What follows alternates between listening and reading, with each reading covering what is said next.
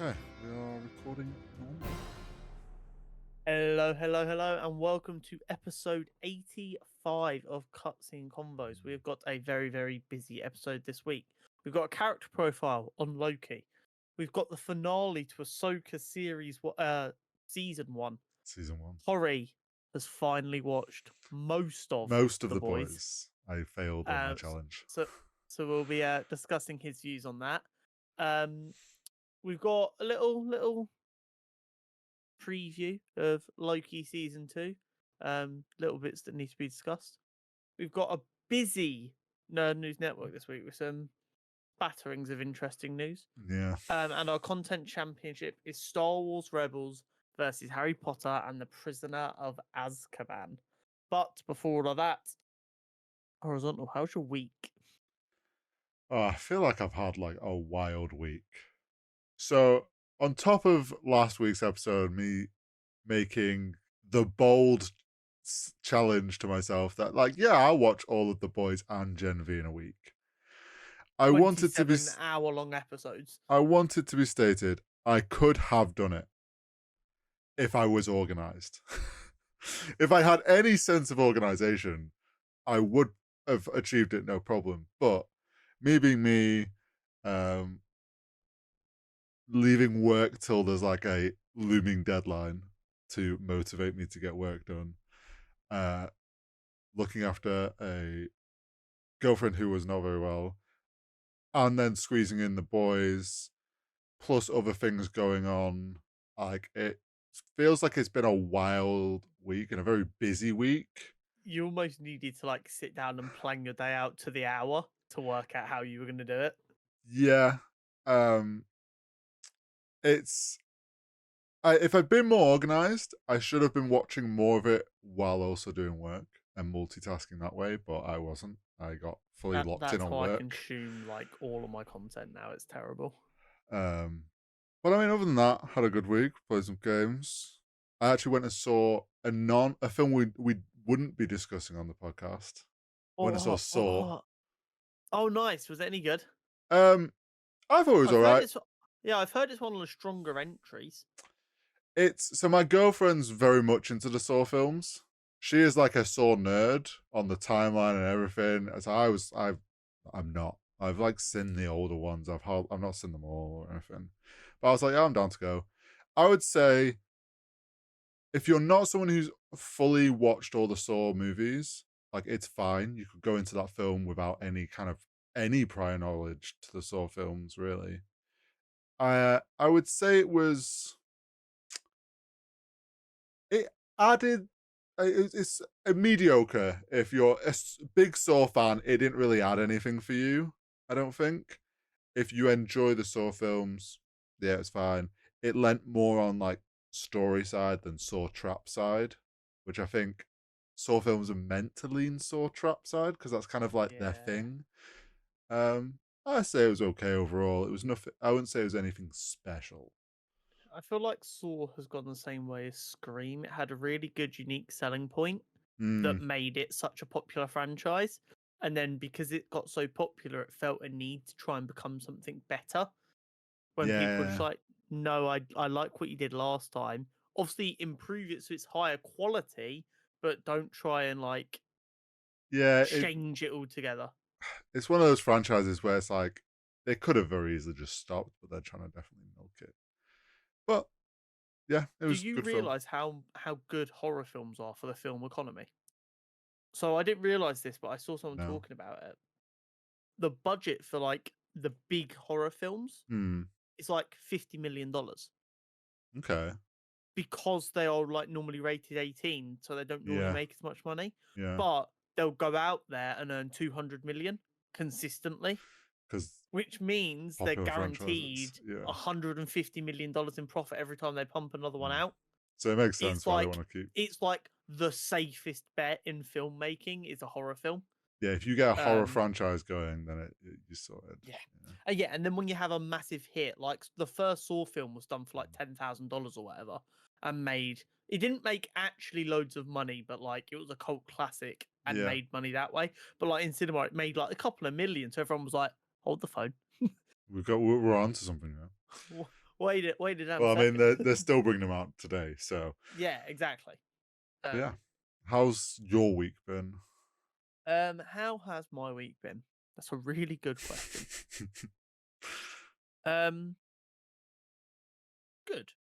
I'd say it's been Okay. good. There's definitely a little bug or something going around, but I'm starting to Oh, get over that now. I feel a lot better in myself today. that's good. I kind of fucked my fingers up at work the other day, so they're like bandaged up and just. I'm really weird when it comes to injuries with my fingers. Okay. So like, even if it's just like a little cut, I get Mm, like really like I just don't want to look at it. But on my thumb that is bandaged still, I've definitely broken the nail pretty badly, and ouch. I'm like, I need to find a way to not Deal with rip this. that off. Yeah. So we'll see how that goes. But yeah, so that's just been kind of annoying Yeah, no. because like even though they're like thin bandages, just having it around like the tips of your forefinger and your thumb, Mm, you're just kind of like, I feel like I can't use I anything the I way know it's what you mean. intended. Um, but yeah, other than that, it's been pretty good. I enjoyed Gen V, but we'll be talking about that next week. Yes, we will. Um, and I think you're really gonna like it. But I'll have a better idea of if you're gonna like it or not once we get into the boys. Yes. But we're starting to get to that time where I'm actually quietly confident that character profiles are going to get a bit easier Okay. because we've got Loki coming up, Mm-hmm. and when a Marvel or DC project come out, that's always easy character profiles or Usually. easier character profiles. Yeah. But also, you're going to finish the boys, Yeah. So so you I can can do some of start. the boys' character You profiles, can.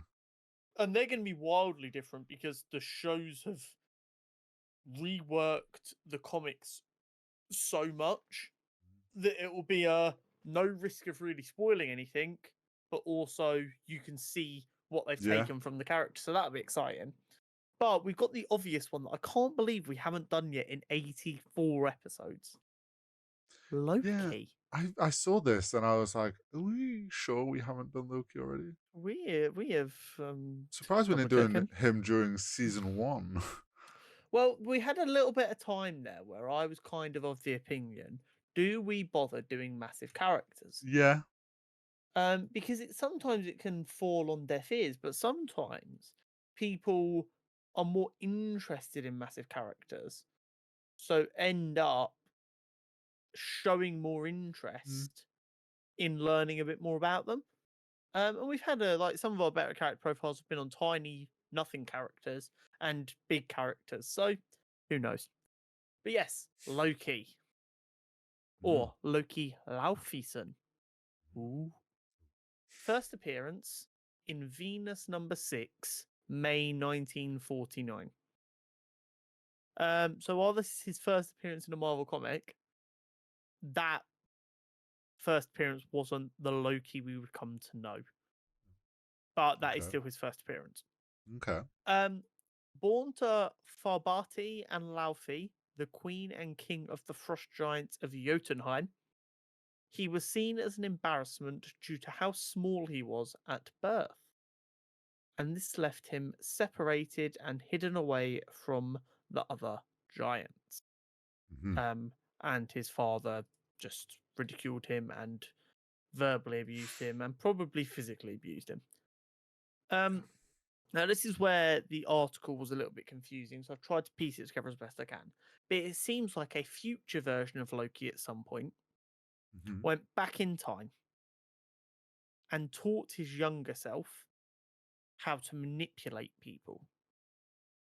Okay.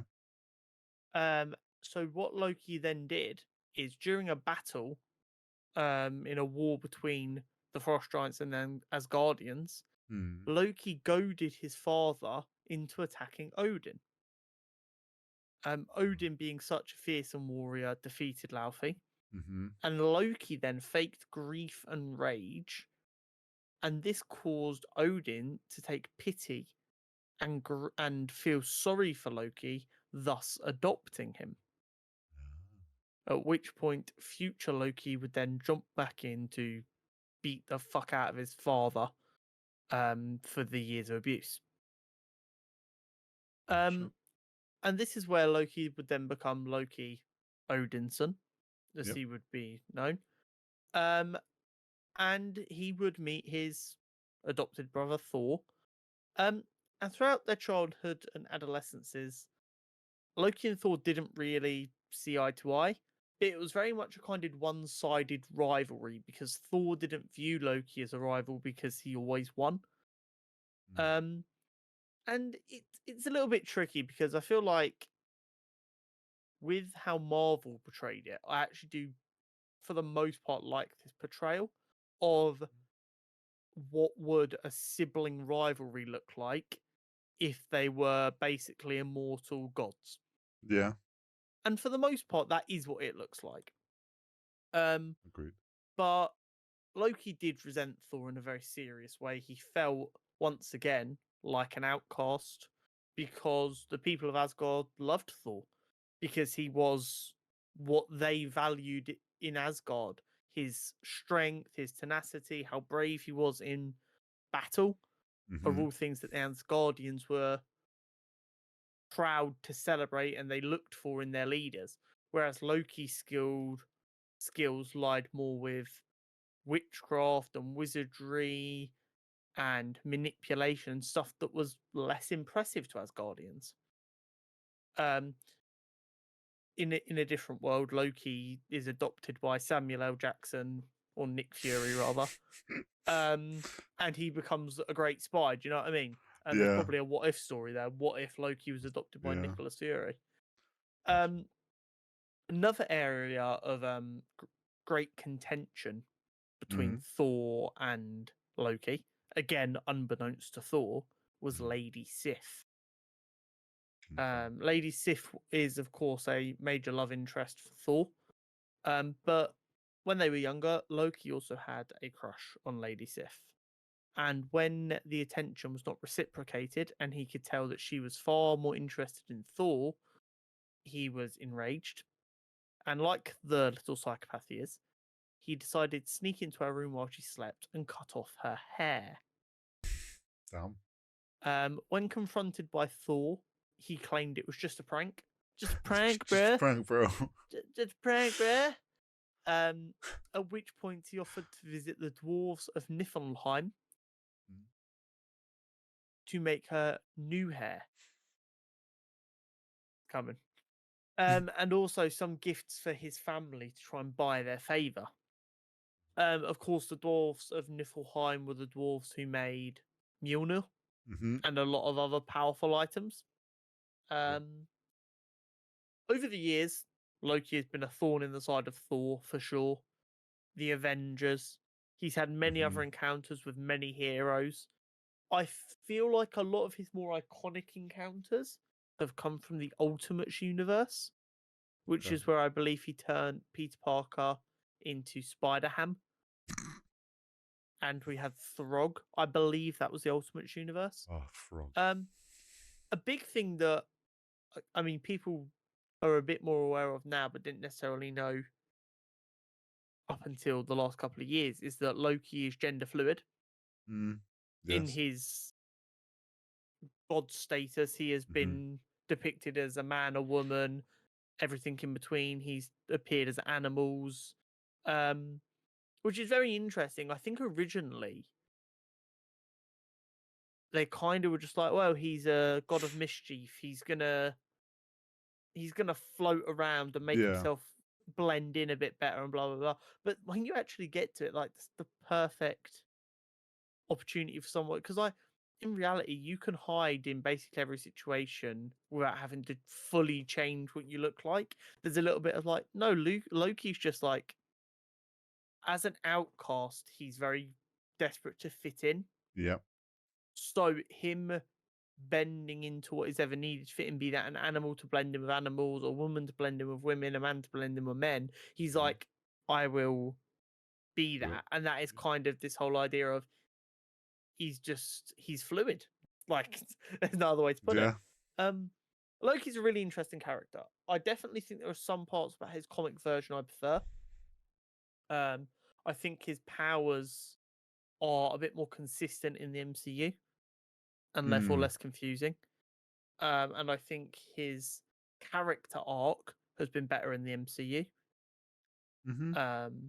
But I also think he's a very, very good returning decently high level villain for Yeah. numerous characters in the comics. And it would have been nice if maybe he would have got a little bit more time as a villain in Marvel, Yeah. um, instead of wherever we're at now. But it was always going to be difficult to keep Tom Hiddleston as someone you're rooting against for a long time. But that is Loki. We'll be Hmm. seeing more of him. I mean, In the right next about few now. weeks. Yeah. Yeah. And it'll be curious to see where he goes next in his story. And where else we see him throughout time, I guess. Hmm. Talking of father problems, Ahsoka. I'm very smooth with it. What But, can I say? oh, This. I just would like to say thank you, Dave. Thank you. So, I'm going to be controversial. And you're not going to like Oh what I'm going to say. shit! Is this about to? Ahsoka is a good show. It is. Andor's clears it. Andor clears it. And this is simply, I think, an objective thing. I don't actually think this is a subjective thing. I Yeah. think the writing, cinematography, and acting of Andor is all better. However, I can fully accept people preferring Ahsoka because of the connection with other projects. You don't watch Star Wars for the best writing and the best acting and the best directing. You watch it because it's a cool universe and you know all the characters and you love their connected lives. But I think Andor is the better show, but it is absolutely fine to prefer something else. And people seem to be struggling with that concept. I don't know if I agree that Andor is better. I would more say I think they are both equally as good in how they've been made, and it comes down to a preference of if you enjoy more of the mysticism side of Star Wars, or if you enjoy like what Andor gives. I think they're both Hmm. well written around the things that they're focused on. Potentially. Interesting. Hmm. But this episode was definitely I do think there was a slight pacing issue. uh, Bearing in it mind they haven't got a second season greenlit. so it did kind of everything I expected to happen. And actually, how I think it always was paced to happen. I think, I don't get me wrong, and I agree, with no season two greenlit, it's Dave playing a bold hand of, I'm going to purposefully leave this paced for a season two, even though I haven't got one. Yeah. And I think that just shows how confident he was in the show. But I I think it's guaranteed there was always going to be a season two, realistically. I don't know. Have you seen how much more money these writers are asking for? But I would say I was okay with the pacing because it's kind of what I expected it to do and how I expected it to kind of end.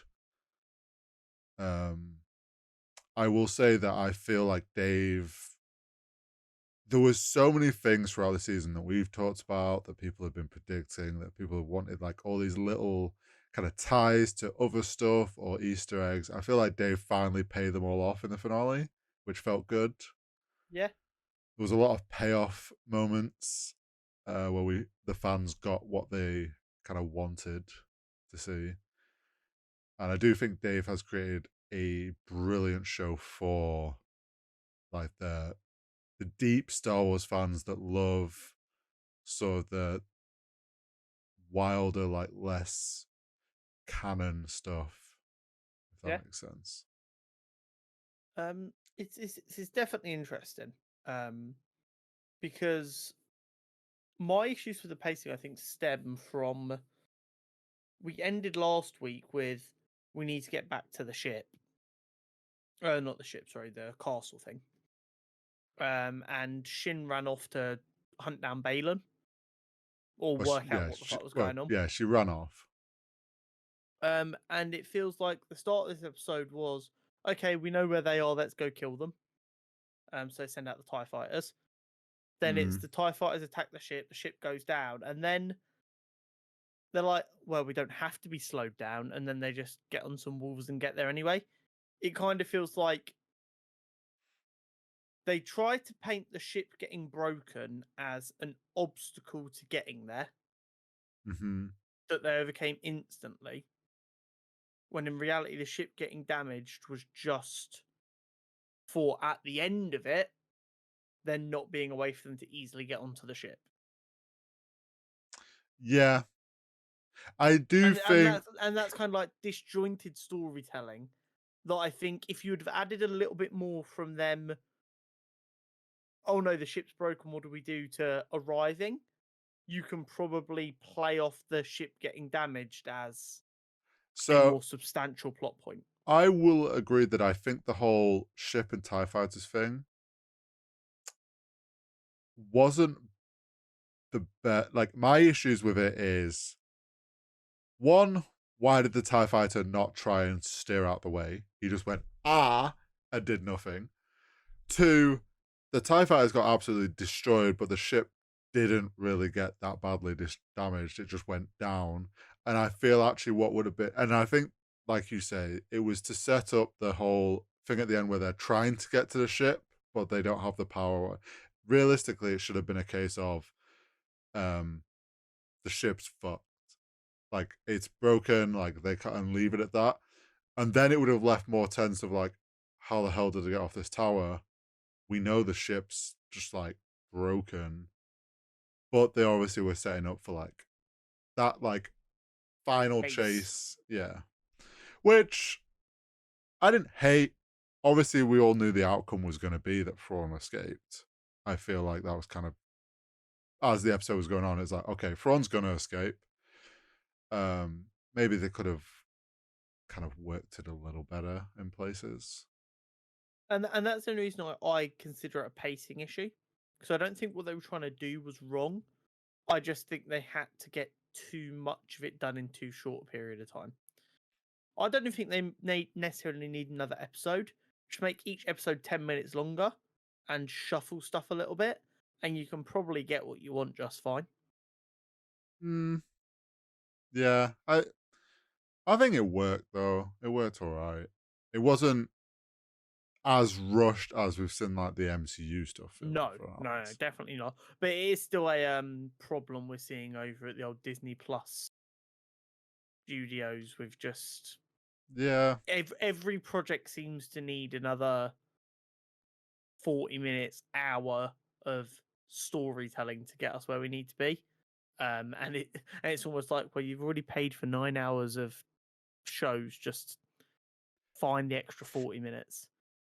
I would say, yeah, I agree. It could, like, always feels like it could do with like a little extra. I think in the case of this, like Ahsoka, I think the ship situation and that being the pacing issue, I'm happy to have that because of the other things we got this episode, story 100%. wise.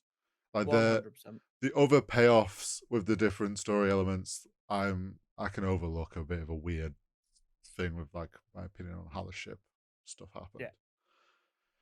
Uh, I mean, we kick off the episode with Morgan getting thanked by the Night Mothers, Yeah.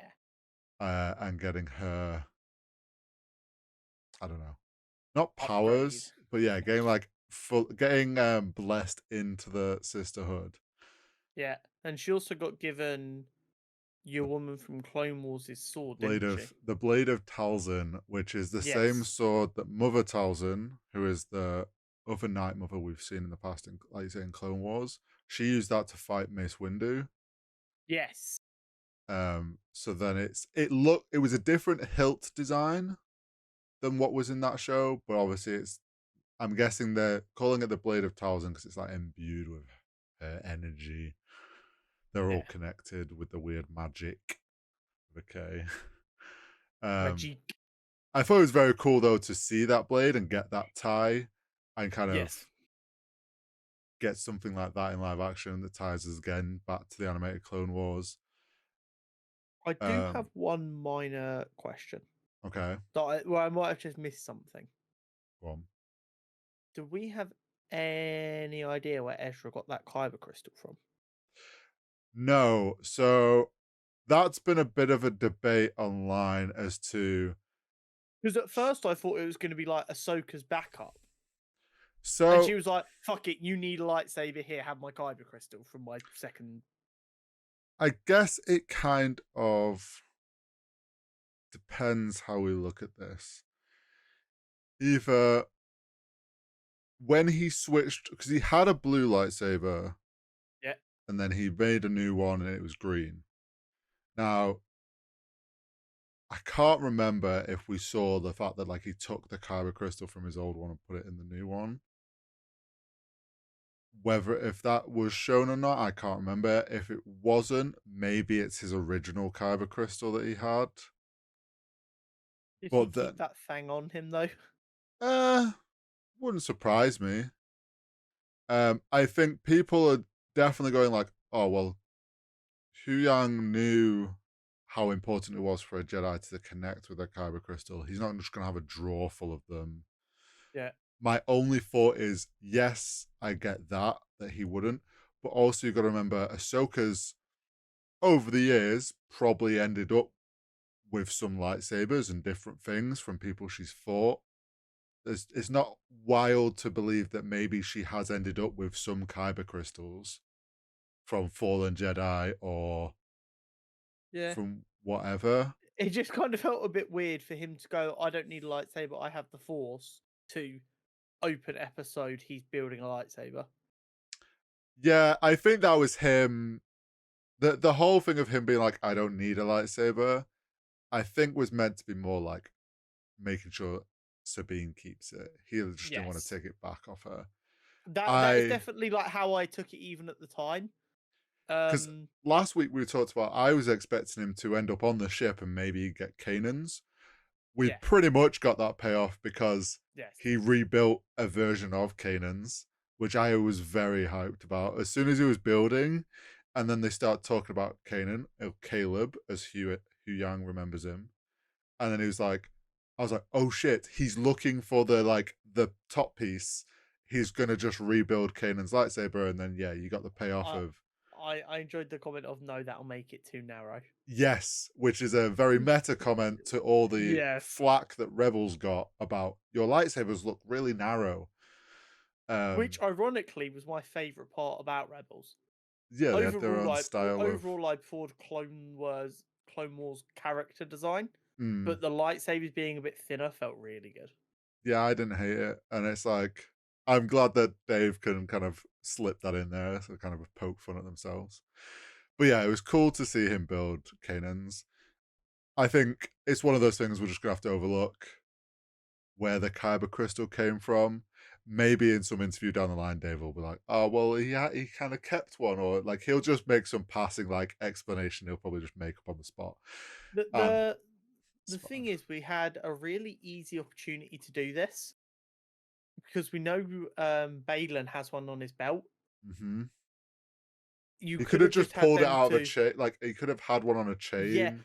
you could have literally just had the start of that scene be him entering it, and he takes, like you said, his kyber crystal that was from his original lightsaber out Mhm. from under a shirt. It was on a necklace, and then we aren't even having this conversation. Yeah, people would just be like, "Oh, like people would be like, okay, he had a kyber crystal," but like then people are like, "Oh, maybe it was his old one. Maybe he found a new one." Like people would just come up with Yeah, where it came from, but they'd be like, "Oh, okay, he just had one." They'd be a bit more accepting of it. I agree. I think like just a simple thing like that would have answered that, but it's but one of yes, I them. agree. It's very cool to see him build a lightsaber. And it The became back and its forth between him and Huang was brilliant. yeah. And then them realizing, hang on a second, how old are you, Huang? Yeah, Like realizing my that, man oh, is old, old. yeah. Um, so that was a very cool moment. Then what we are trying to remember others where we went from there. After that was Thrawn saying it's time for us to go. Oh yeah, yeah, Then yeah. Enoch goes, right, we know where they are, and he goes, send out two TIE fighters. Yeah, which they send the two TIE fighters. which, like we said, does the whole bit of a fight. Ship ends up beached. Yes. Oh no, go on wolves. Um, and then we also then get the night troopers that volunteered, Yes. which you like. Obviously, I probably would have expected Thrawn to just command them to do, but I guess because, as we later find out, it was for some ritual, maybe they have to be willing for that for it to work. Is one theory or something. Maybe. Like, also maybe they just was like he wanted the ones that are willing to have that done to them, let Yeah. them volunteer forward. When there was that and the Night Mothers, I was like, are we gonna get some weird shit here? Some blessing shit. Uh we got the payoff. We got the reanimated troopers, which was many theories when we first saw them. Then obviously people were like, oh, they're just normal troopers. But then like they've paid off in the final. He's given us the reanimated, as well as like full on zombie troopers as well. So we It, got double payoff. it's so interesting to me because obviously zombie troopers up until now have not been in Star Wars canon. That's Nope. a Legends thing, Yep. correct? Yep. So it's so funny to me seeing the different parts of the Star Wars fandom because you got people online going, "Why is everyone so hyped over these weird fucking zombie troopers? This is so Yeah. dumb. It doesn't even make any sense." It's like, well, it's a Legends thing, and I think that's a very clear dividing line between the people who like the Mandoverse and people who Yeah. don't. The Yeah. Mandoverse is very much for people who enjoy Legends books already, Mm-hmm. or are at least aware of it and intrigued by it. Like, I've not read any of the Legends stuff, but I'm intrigued by it, and Luke knows a lot about it, so he's Yeah. obviously answered any questions I have. So I'm like, okay, cool, that makes sense. I get it. Well, it's there's a lot of legend stuff that there's this weird middle bit, which is like kind of where I am, which is I know of certain legend stories that are cool ones that people want to come to canon or have for a long time. And it's like that, where like there's a lot of really cool specific things that people are like, okay, this is really cool. We need this in canon because it's like such. And one of them was the whole zombie thing, which is from Operation Blackwing, I think, which is like Yeah, was zombie troopers. People got excited about that in Mando when we saw the helmet where Zeb was, and it had like claw marks, and everyone was like, "Oh my god, is that a Project Blackwing thing? Is this hints of zombie troopers?" And then obviously when we got Night Mothers in Ahsoka, and everyone knows that they can from the games, reanimate. yeah, they can reanimate and essentially have zombie like make zombies. Obviously, everyone got excited for the possibility, and Dave to finally kind of add that into canon is a very cool little payoff. Um, and we saw Sabine slowly getting more and more of a kind of connection to unlocking that connection to the Force, which I thought was very cool. I like how they did it, and they essentially it was anytime Ezra was in danger is when she got the connection, and sort of It's like that's what unlocked it for her. yeah. See, I view it as it was a mental block because she didn't feel like she was worthy, and she managed to get over it to get a lightsaber when it was like you've got to do it or you and your friend die. Hmm. And then I think after that, it was a kind of, okay, I need to believe myself. And then when Ezra was like, okay, I trust you, Yeah. she was like, okay, I've got this. Yeah, I think because we also got the bit of information from Hu Yang to Ezra as to what happened, and it was that Ahsoka stopped the training because she was worried she'd turn like Anakin did. She Yeah. obviously saw something that she feared is the same thing that happened to Anakin, and didn't want that obviously to happen And in to Sabine. reality, it was probably just that Mandalorian gusto. Yeah, and also just the fact that Ahsoka kind of was projecting what she was still fearing without like hadn't worked through that stuff. So I think that happening to Sabine caused a block. And like you say, Ezra trusting her, Ahsoka now putting more trust into her, and it's like all these things were happening. It kind of like she pushed past that But that block. this is also a recurring theme all the way back from Rebels, where when she had the dark saber and they were training her, Mm, and Kanan got really wound up because she was just so Mandalorian.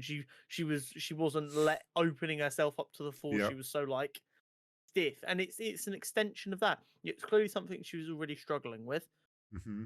and then she sees her entire homeworld get decimated, which is enough to turn most people to the dark side. Yeah. And then her master loses all faith in her, and she doesn't have a friend anymore to fall back on. Mm-hmm. Because, like, even if we think back to Rebels, when she was at her best with the dark saber, was when Ezra kind of went, "Let me try Kanan," and he was Yeah. able to help her Train with because her. he Yeah. thought about who she was. So it is very much a case of Ezra manages to get the best out of her and get her to actually Yeah. relax and open herself up to the Force a little bit more.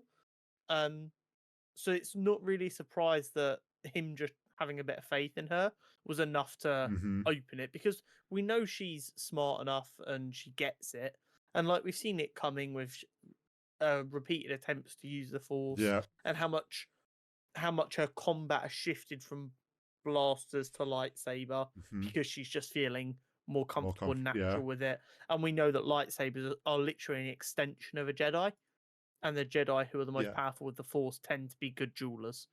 It was, yeah, exactly. And it's like, it was very cool to slowly see her, like she was starting to deflect blaster shots when the troopers reanimated and stuff. And it's like she was slowly getting more comfortable. It was very cool that like the moment that she is able to force pull her lightsaber to her is to defeat a zombie. I thought it was very cool. The fact that you've got a zombie trying to munch at your face in a trooper outfit, and then you just lightsaber to the side of the head. Not use standard Very, Star very Wars cool. stuff.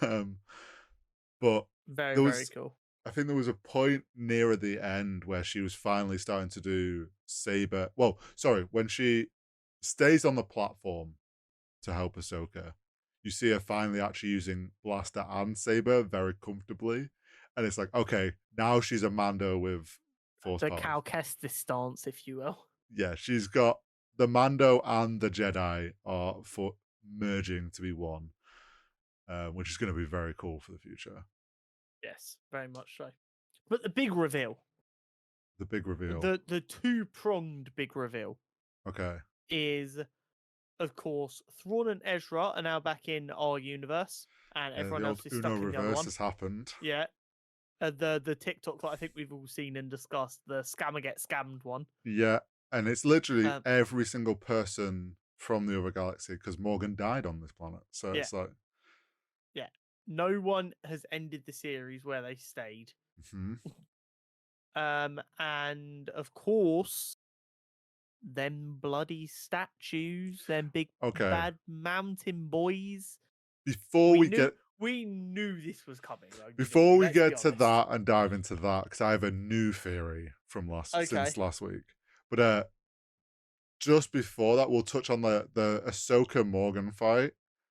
I actually think I would say one of the top 3 fights in Star Wars, choreography wise. It was really, I really enjoyed the way that fight was put together. So I've seen a lot of dislike for the choreography of the fighting in this episode. And some of it I get. Mm, I don't necessarily agree with, but I understand where the criticisms are coming from. The problem is our generation grew up with the prequels, which was a lot of flash, yeah, and very over the top.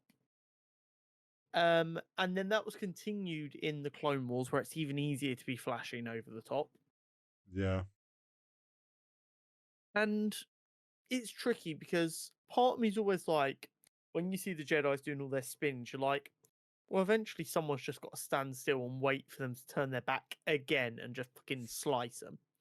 So, like, this is more like there's two ways I view Star Wars lightsaber battles. hmm, So you've got like the Duel of the Fates, and I forget what the name of the battle on Mustafar is. yeah. I know what Um, you mean. which is very much flashy, looks fucking awesome. You feel like a child on a sugar rush just going, yes. Hmm, But then you've also got like the Obi-Wan versus Darth Maul in Rebels and this, which are hmm. very much like, it feels like chess. Yes. It feels like people who know they are very evenly weighted against each other. Hmm. And so they're actually yes, they're swinging their lightsaber as an attack, but it's actually to move them into a position that benefits them more and stuff like that. I personally enjoy both styles, and I can tell when each style is necessary. I think, however, one of the big issues that people have, and I do think it's a valid concern from fans, is when Ahsoka has always been in Rebels and Clone Wars, and she is this big, spinny, high flying character. To have her come into live action and then for basically the entire series be more of a chess style combatant is quite a big jump for people. And instead Yeah. of understanding that it's like a creative decision, they view it as a quality problem. Yeah, I think people are not taking into account what Ahsoka's gone through when we haven't seen her to Yes. lead her to fight more like this. I'm with you. I do enjoy the flashy stuff. Obviously, like Anakin does the spin, everyone goes, "Oh my god, he did the thing!" Like, there's a play, like it's there, and it's part of Star Wars, like the flashiness and the kind of like unnecessary moves, but they just look cool. Yeah. Um, but I do very much enjoy this kind of new age of the fights where they are well choreographed fights from like a production side of things, and it's like they for like a lot of people might not quite appreciate them, but like when you see a well choreographed fight, it just looks cool to watch. And having um the actress that plays Morgan, I could be wrong, but I'm pretty sure is some relation to Bruce Lee. Oh, that's crazy. I'm pretty sure I read something, or it's that, or the fight choreographer was related to Bruce Lee. It's one or the other, but basically, that knows how to do a fight sequence. They both do, and like it was so well put together. Like Ahsoka eventually then, like Morgan realizes, oh shit, Sabine's here, gets a bit more angry, lets down her guard a bit, like you say, like chess. Ahsoka realizes that and ends up with the whole slashing her in the stomach. I thought it was a very cool like end to that little sequence. Yeah. But overall, I thought it was a very enjoyable fight. Now, another thing, before we get into the Balon arc, Yeah. which is very interesting. So,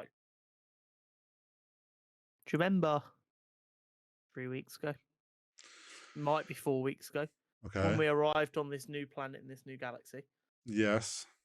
And I sat here Mm-hmm. and I said, this has got a very different vibe. Like our old universe is the West, with a lot of its inspirations being European. Yeah. And then this is a lot more like the East. Mm-hmm.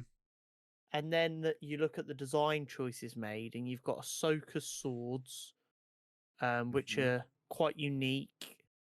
Some might even Yeah. say Japanese influence in them. Katana-esque. Yeah. Yeah. And then you've got her robes, which are again clearly quite inspired by Japanese culture Mm-hmm. and samurai. Yeah. And then you have Thrawn refer to her as a Ronin. Yes. I I don't think you're wrong at all. It's No, Dave being very clever. Obviously, a lot of Star Wars Jedi have pulled from samurai. yes, they So pulled from all of them ancient kind yes, of things, Masters of but Blades. this kind of leads into my point about Balin and stuff. So we've spoken Okay. about how Balin and Shin are very much designed like knights, like Yes. medieval Yes. soldiers with the way their armor sits. And then you've got Shin, Mm-hmm. sorry, not Shin, Ahsoka, who is very much like we said, Japanese feudal kind of style, in Yeah. everything that she's designed. And then what you've essentially got is one side is attacking the other side Mm-hmm. because of their differences on things. Mm-hmm. It kind of feels like good old Star Wars. It's political stories that everyone already knows being told with flashy lights. It Yeah. is the British, the European knights coming and trying to dominate the East and take their ancient artifacts. secrets and the stuff that's hidden deep in the mountains, and Yeah, I mean that's always kind of in a way been the whole it's Sith always versus there. Jedi. Yeah, Yeah, it's always there. But I do like the little Ronin comment because it also then ties into like Ronin are samurai with no like without masters. And it's like, yeah, yeah, Ahsoka no longer has a master. He knows what he said is like him also pushing at her. Like he also in that same like bit where he's contacting, like talking to her before he jumps, is like I knew your master. I knew how you would be. Like basically being like, I know what the fuck your master became, yeah. and you are Ronin because I know you no longer have a master, and it's like you will stay here. Um, I think that also to add on to that moment, Ezra getting onto the ship as soon as there was a dead stormtrooper next to him. He's on a ship alone. Then there's a comms link comes through, and he picks it Yeah. up in Ezra fashion, answers it, drags the body. I was like, okay, he's putting on the suit. He's Absolutely. classic Ezra, gonna hide as a trooper. Um, What else could he do, Hori? It was the only option. yeah, exactly. I like that again. Like I said, they've paid off a lot of things of like fans I, were excited about tie-ins to Rebels I and stuff. I don't know how we've got through the Empire and the First Order without them at any point realizing not being able to see our generic soldiers' faces is gonna cause a problem. Yep. Um, but I thought, yeah, that whole like little speech from Thrawn at the end was Very yes, Thrawn. yeah, very Thrawn and also very clever wording from Dave. 100%. Um, and then yeah, they get But yeah, left behind. We have a little brief moment with um Ahsoka looking off into the distance. Sabine senses something. Now, yeah. this to me, this is like, is it the Force she senses? Is it something else? Um, was it like, did she briefly sense Anakin because his Force ghost was around? It could have been anything.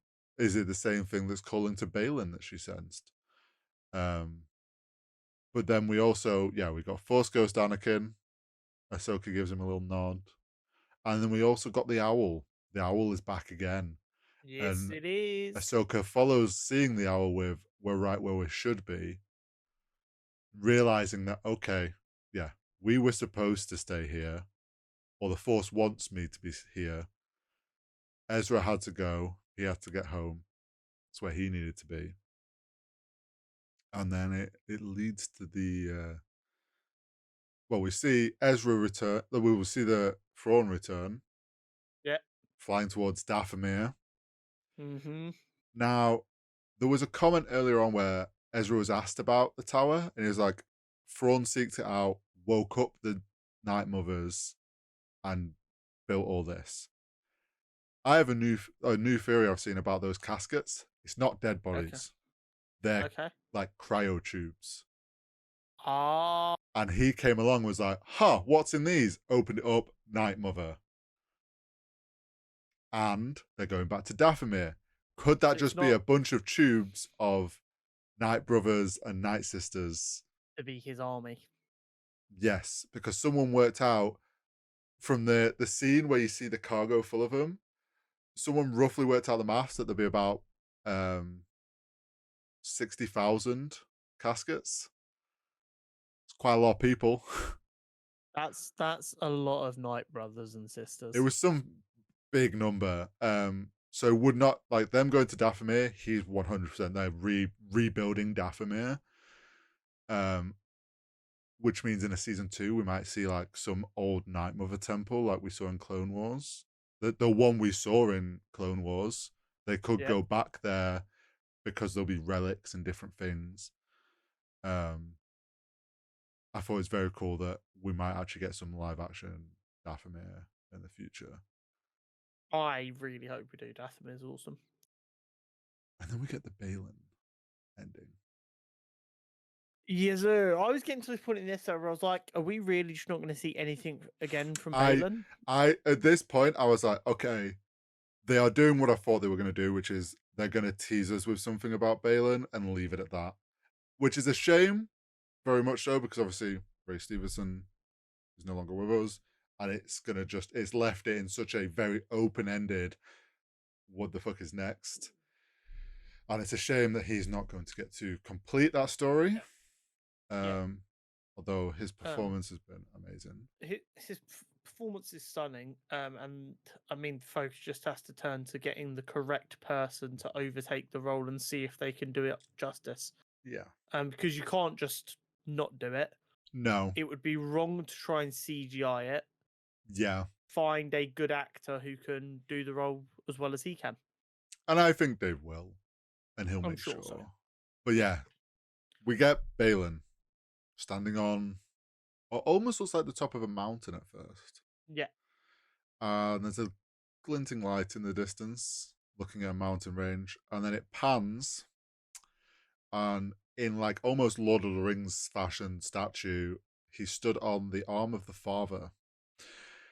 And we've talked many times through this season of, is it something linked with the Mortis gods, the father, the son, and the daughter? Obviously, we know Ahsoka has the daughter's force energy in her. Yeah. Anakin was believed to have taken over from the father. But then, yeah, it's a statue of the father, quite clearly the father, got the son to its left, and then a broken statue with a chasm between it that looks like where the daughter would be. Which has got everyone very excited. And Yes. do you know what the theory is? Okay, Horizontal, you forget that I'm a master when it comes to Google.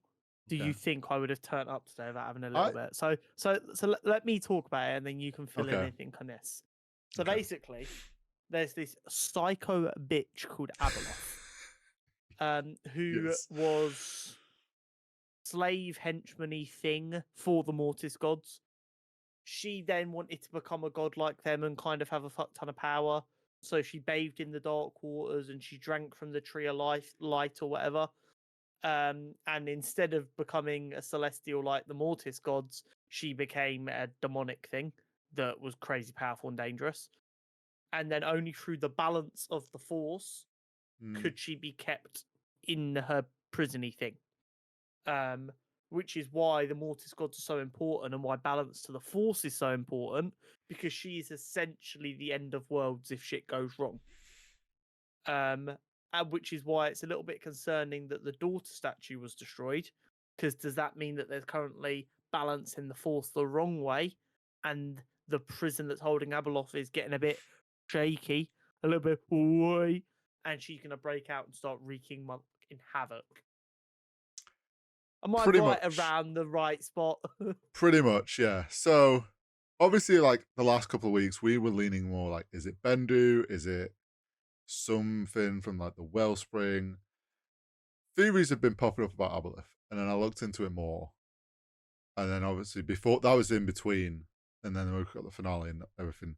So yeah, you're right. Aboleth was a normal human being that was kind of brought to the Mortis gods took in. She obviously was she had a very good understanding of how the sun worked. So the sun felt very close to her and would kind of behave, and she slowly like took on this mantle of the mother. She kind of became the mother of the four of them because she could control the sun. She kind of helped with the balance, kept him like enough level-headed. Obviously, though, like you say, she got old. She wanted to know. She didn't want to die, so she thought, "Oh, I can drink from the eternal waters or whatever they are," thinking she could become one of them. And then, yeah, she is corrupted. She essentially becomes this great Sith power. Like she has incredible Sith energy. The Force corrupted. So she became corrupted, and through that, the Mortis gods trapped her. She was going to wreak havoc. The Mortis gods were able to control her, but needed the three of them, and they were able to trap her and imprison her. There's stories and legends of like when the Mortis gods were gone. Obviously, then that Force wavered and she came back. Aboleth is a crazy powerful like Sith being. Would call to people, call to Force users, would bring them in. When she was imprisoned, but she had some like was able like I think the control of her was weakening. She was able to call to people, bring them, make them avatars of her. She would corrupt them, and they would become avatars of Aboleth. And often they would roam around the galaxies and would cause havoc. But yeah. So it all is like when you think back to Dave Filoni brought the Mortis gods in Clone Wars, like it makes total sense that this is Aboleth. It all ties together, and like you say, the statue of the daughter being broken, I actually don't think so. There's different theories as to like what's it imbalance here, because obviously the daughter died, which would explain why the the daughter side is broken. You could say that that part of the Mortis gods is gone, but it was transferred into Ahsoka, and Ahsoka is still with us. Then you have Anakin was the theory and understanding was Anakin became the father, he became the balance. Now, technically, Anakin is gone. He's Force Ghost now, so it's like, does he still have that power? Like, Influence. yeah, is he still able to influence and hold the position of the father? Then people are like, okay, maybe Balin's the son. I lean to Balin could be this like the son because if Aboleth is calling to him, the connection that the son and the mother had would make sense why Balin's getting called. He also like knew Anakin, is a bit more Sith leaning, and that side of the Force. Also, he made comments of to Shin that I've trained you for something more. When you look at artwork of Aboleth, often depicted as a woman with the huge toothy grin and white Yeah. hair, almost very similar looking to how Shin would look. Uh, Theory, maybe Shin has been trained and he's going to offer her up for it to be an avatar of Aboleth. Maybe Interesting. that's how they bring Aboleth in, because it's kind of hard if Dave unlocks this thing of like, here's this crazy powerful Sith being. Um, it's a difficult one to balance out, story wise. So he needs to be careful with it, I think. Yeah. But there's I guess Balaam being the version of the sun currently makes sense as to why him and Ahsoka couldn't best each other. yeah, Despite everything we know about Ahsoka suggesting that she should be able to deal with him even if he was a general in the Clone Wars, it would explain why she couldn't beat him and why he was so confident that she couldn't beat him. mm, yeah. Um, There's a it's an lot interesting of one. it. All comes back to the Mortis gods. I think some people were like, "Oh, they're actually on Mortis. Like they're gonna go find the Mortis gods." No, because I think the Mortis gods existed on a place that was not in any galaxy. It was somewhere in between, like like in the realm of the Force. I think if anything, it's maybe more likely that yes, this could be a place where they imprisoned Aboleth. Maybe there's some artifact. Maybe if Dave doesn't want to actually add in Aboleth, maybe there's some artifact of her that is going to corrupt Shin or corrupt Balin. So there is another theory I saw that I don't hold a lot of weight to, Okay, but it'd be rude of us not to discuss it. go on. That if we assume Anakin is the father Yeah, and Ahsoka is the daughter, yeah, then maybe another Anakin apprentice, maybe a male, is the son. maybe. Maybe a star killer. This is I've another seen a lot theory. of I've seen a lot of people gagging for this to be a way to bring in a star killer. The only problem Yes, with bringing Star Killer in is the only way you can work is if you nerf him into the motherfucking ground, and then people are just going to be angry they've not done it right. you say this, but realistically, if they're going to add in Aboleth, Maybe adding we in need some, Star Killer. yeah, maybe we need Starkiller, and his power would make sense. I have also seen that theory, and I do know that does like Dave wants to try and bring Starkiller in. He likes Starkiller, and It's a tricky one to pull he off. wants Sam Witwer to be Starkiller. But it's one, finding a way to bring him in. Two, then it being explaining like where the fuck was Starkiller all this? Like how have we not known about But this? also, is there not a massive storytelling problem with Starkiller in the sense of he had multiple different endings depending on user decisions? So Well, yeah, have you? that It basically ruins the legacy of Starkiller in the games slightly. If yes. you go, it's the big reason, as stupid it sounds, but it lines. It's the big reason, despite fans calling for it, that we never got a GTA 5 movie. Because it's like, right, well, when we decide what ending to do, if that doesn't align with Mm-hmm. how you played the game, It's not the you're end. going to feel Yeah, like you got stiffed out. I think.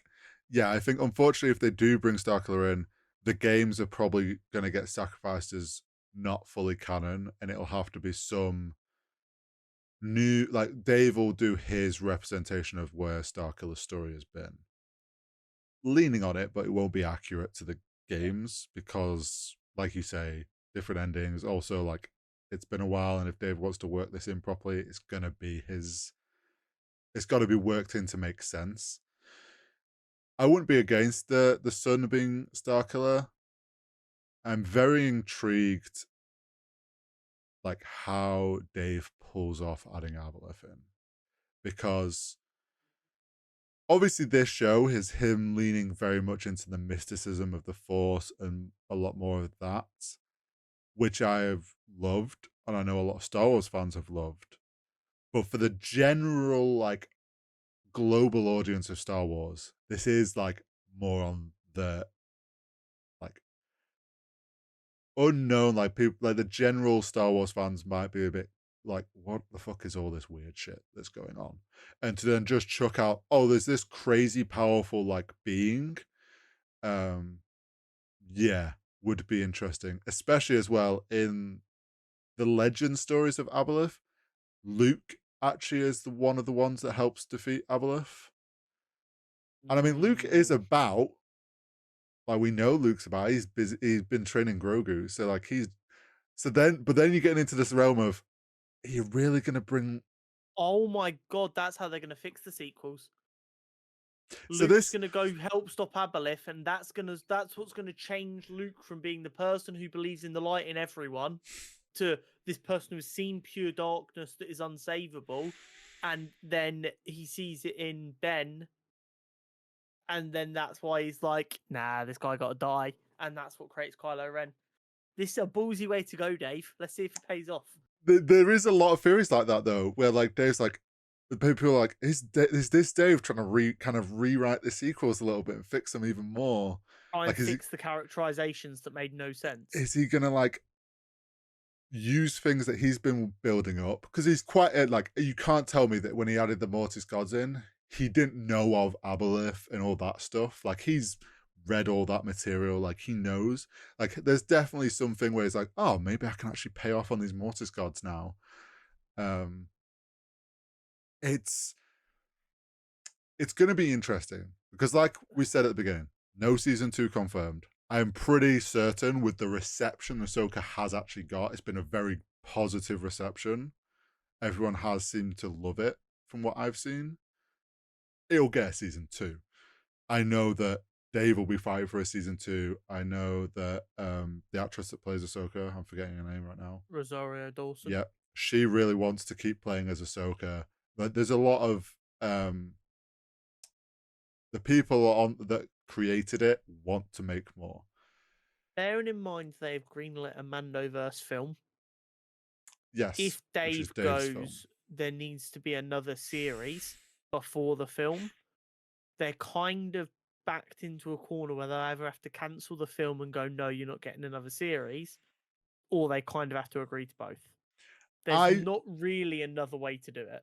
I think when Dave wanted to do the Ahsoka show, I'm pretty sure he was like, yeah, this whole Mando thing, like, probably gonna need 2 seasons of Ahsoka. Then we'll get to like the point where we can do the film. And they've gone, okay, do season 1. We'll see how it does. and it's kind of like that's what they said to him, but he's probably already put it out there that there was gonna be like they need a second one. I see season two. If they were to do season two, I see it leaning like it's gonna become season two is gonna be Ahsoka chasing Balin and all that shit that's going on there. I don't actually think we get to see much of what happened. Where maybe we'll see a bit of like Ezra and Hera and explaining stuff. Like there'll be some of that going on, like them trying to figure out where the fuck Thrawn went, like what. Well, they'll know that he went to Dathomir because Ezra was on the ship, but like trying to figure that out. It's going to heavily lean, I think, into what Ahsoka has to deal with. I think a lot more of our universe side of stuff is more likely to be dealt with in a potential Mandalorian season 4. Yes, I agree. And then Um, Ahsoka will be dealing with this world that we're stuck on, Balin, and then Ahsoka season 2 ends with them coming back to the start of the Mandoverse film. yeah, or I hate to say this as a theory, but if Ahsoka is the daughter and that's her power, and this is Aboleth in a prison, there's a world where Ahsoka doesn't ever come back from that planet because And she has to stay there she and has guard to it. stay there to keep Aboleth at bay. Well, And then that's Dave's way of explaining where Ahsoka never showed up in put future it this stuff. way, there are some very real things we need to accept are going to have to happen soon. Mm-hmm. There's a We lot of know shit that needs to that, tie up and disappear. yeah, we know that the Rebels crew are clearly known to Leia, Yeah. and Leia being a big part of the sequels, Mm-hmm. and us not seeing any of the Rebels crew Mm-hmm. is not a good sign for their chances of getting out of this battle with Thrawn in one piece. Nope. Our best bet is they beat Thrawn and they go, right, we're retiring, and they all go to join Ahsoka on this Yeah. planet to live To there. explore that galaxy. Yes, that is the only way That's they get to live, yeah. Yeah. and also us not sitting going, why are they not helping stop the Yeah. First Order? That's I it. I agree. Um I do think there's like this is what I think the film's gonna be. I everyone's already making the posters and making the prediction that the Mandoverse film is going to be called Heir to the Empire. It's going to be about Thrawn revealing himself for power and taking Thrawn down, and then that leading to the start of the First Order. That all needs to happen. Like you said, Ghost Crew, something has to happen to them, whether it's them disappearing off to a galaxy far, far away, or them dying. Um, Mandalorian stuff, like you could say that the Mandalorians are on Mandalore the whole time, just keeping to themselves. Like that's Yeah. not so stuff like Mando and Grogu, like you can hide them on Mandalore, and that's why they're not in the sequels. Maybe Sabine also ends up there training with Grogu. Who knows? I don't think Sabine now is by this point, a trained Jedi who was also a rebel, lets the First Order get away with shit and doesn't get involved. I would imagine so. I think she sticks with Ahsoka. Just so we're completely clear, Sabine is the epitome of revolution and punk. She is an artist who wants to blow anything up that is fascist. She is punk rock. Yeah. There is also a world where, like, we know that Luke started a school Mm-hmm. and was training more than just Ben. Yeah, it wasn't just Ben. That could be where Ezra ended up, where Jason ends up, and then obviously all that shit went wrong. Essentially. There's a lot, but like you say, a lot of kind of loose ends to fill up before the sequels begin. Yes. I think Dave will manage it. I hope so. I trust in Dave to like pay off on these things. I'm going to be very shocked if this isn't Aboleth that he's set up. A brilliant bait and switch. It would, but I'd be very disappointed. And I just hope that, like you say, we said with Balin's recast, hopefully whoever picks up that mantle continues that story well and does Ray proud with the portrayal. Hopefully. But yeah, overall, what you're rating the series out of 10? I actually could put this up at like a 9. Like I up there, like it's on par with Andor. And like to me, I would put it slightly above Andor over personal preference of I enjoy all the Ahsoka and mystical shit. But like for me, best Star Wars show, only just overtaking Andor. But like there's only like the small pacing issues and little like weird little things. But overall, like I didn't have many qualms with the series. I think I'm almost the inverse of you there. I prefer Andor because, just some of them Anarchy. scenes are so yeah, they're so powerful and they're getting more Uh, powerful by the day. Rishi, you prick. Um, so Andor is still clear for me. I'd probably have Ahsoka at like 7.5 to an 8 overall. I think there was definitely some trimming and tidying up to get it up a little bit higher, but overall, I very much enjoyed it. hmm, Now, my challenge. last week we spoke about how Gen V was coming, We did. and I said I was very excited to watch it, But we won't be discussing it. but we probably won't get to discuss it because Hori's not even watched The Boys. And I, And you went, go on, maybe. I was like, you you took that as a challenge on your I ability to did. binge content. And you went, I will watch all of The Boys and Gen V so that we can discuss it next week. And I went, you've backed yourself into a corner here and I'm going to let you. Mm-hmm. So before we talk about this, would you like to admit defeat? I will admit defeat due to my own poor planning. Uh, and that's the sad thing. It's like, I know had I been more organized, literally by one day, like if I'd prioritized watching it more like one day sooner, I would have got through it all. I do have to admit something. Go on. I cheated a little. Okay. What are you watching on, like 125? 1.5. There we go. ADHD brain go brrr. Do you know what though? Didn't really make any like I did it for a couple of episodes. I was like, am I actually like I was paying attention, it was all going in. I was like, hang on, maybe I should watch it on one so I don't miss. And then I put it on one, I was like, this feels I can't do this. I need it on 1.5. My brain actually enjoyed it more on 1.5. Um When I'm watching something for the first time, I have to watch it at the speed it was made for. If I ever need to rewatch something quickly because I've like forgotten something, 1.5. Or like if I've like was falling asleep during an episode mm, and I'm like, I've definitely missed something for like the entire show that I need to watch here, but I've seen a lot of this episode.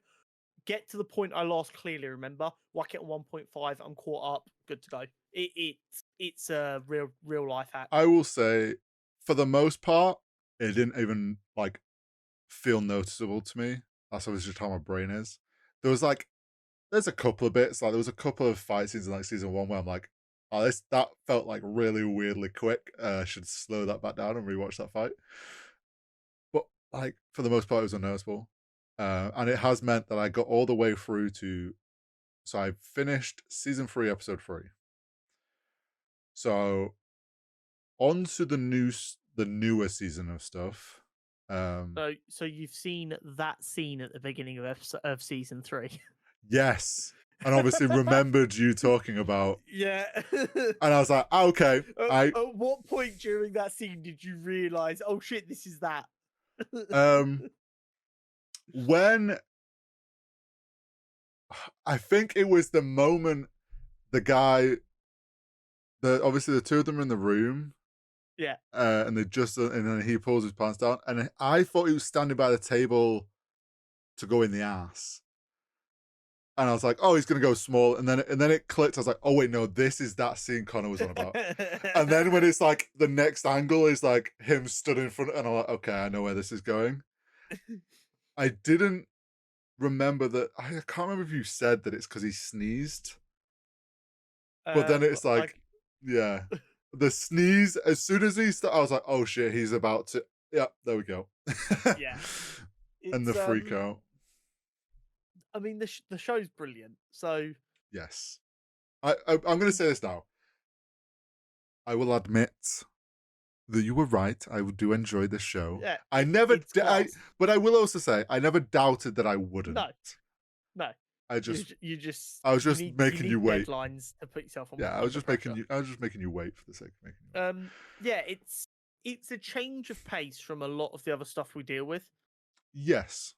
and it's one of these things. And I've seen this come in like this discussion coming back up with Gen V because it is very similar in style, obviously. Mm-hmm. Where this show takes the piss out of the left and right wing Yeah. constantly. Yeah. Now, I, as someone with intelligence, know when they're taking the piss out of me. Mm-hmm. So I'm like, that's really funny. Cool. I move on. The right wing don't understand when they're the butt of the joke. So genuinely, this show's kind of unfortunately got a very large subsection of fans who are right wing as it gets, who think this show is designed for them. And they don't get that they're the butt of the joke. Yeah. There's so many like just jokes about everything in our culture nowadays. 100%. It's what art should be, and I don't mean this in the way of like, oh, it's high art, darling. We've got to, but it is still art. No, Like I know what you there mean. Yeah. is everything that's written or created is art. Whether it's good art or bad art is completely separate, but it is art, and a lot of really good art, or a lot of art I personally Mm, enjoy, is a reflection of society. And that's all this is. In reality, if people had superpowers, yeah. this isn't a million miles off the world you'd get.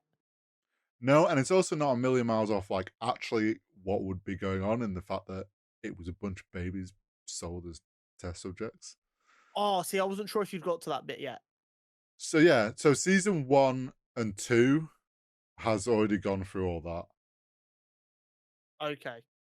So yeah, so I will say there's actually quite surprisingly quite a few twists that caught me.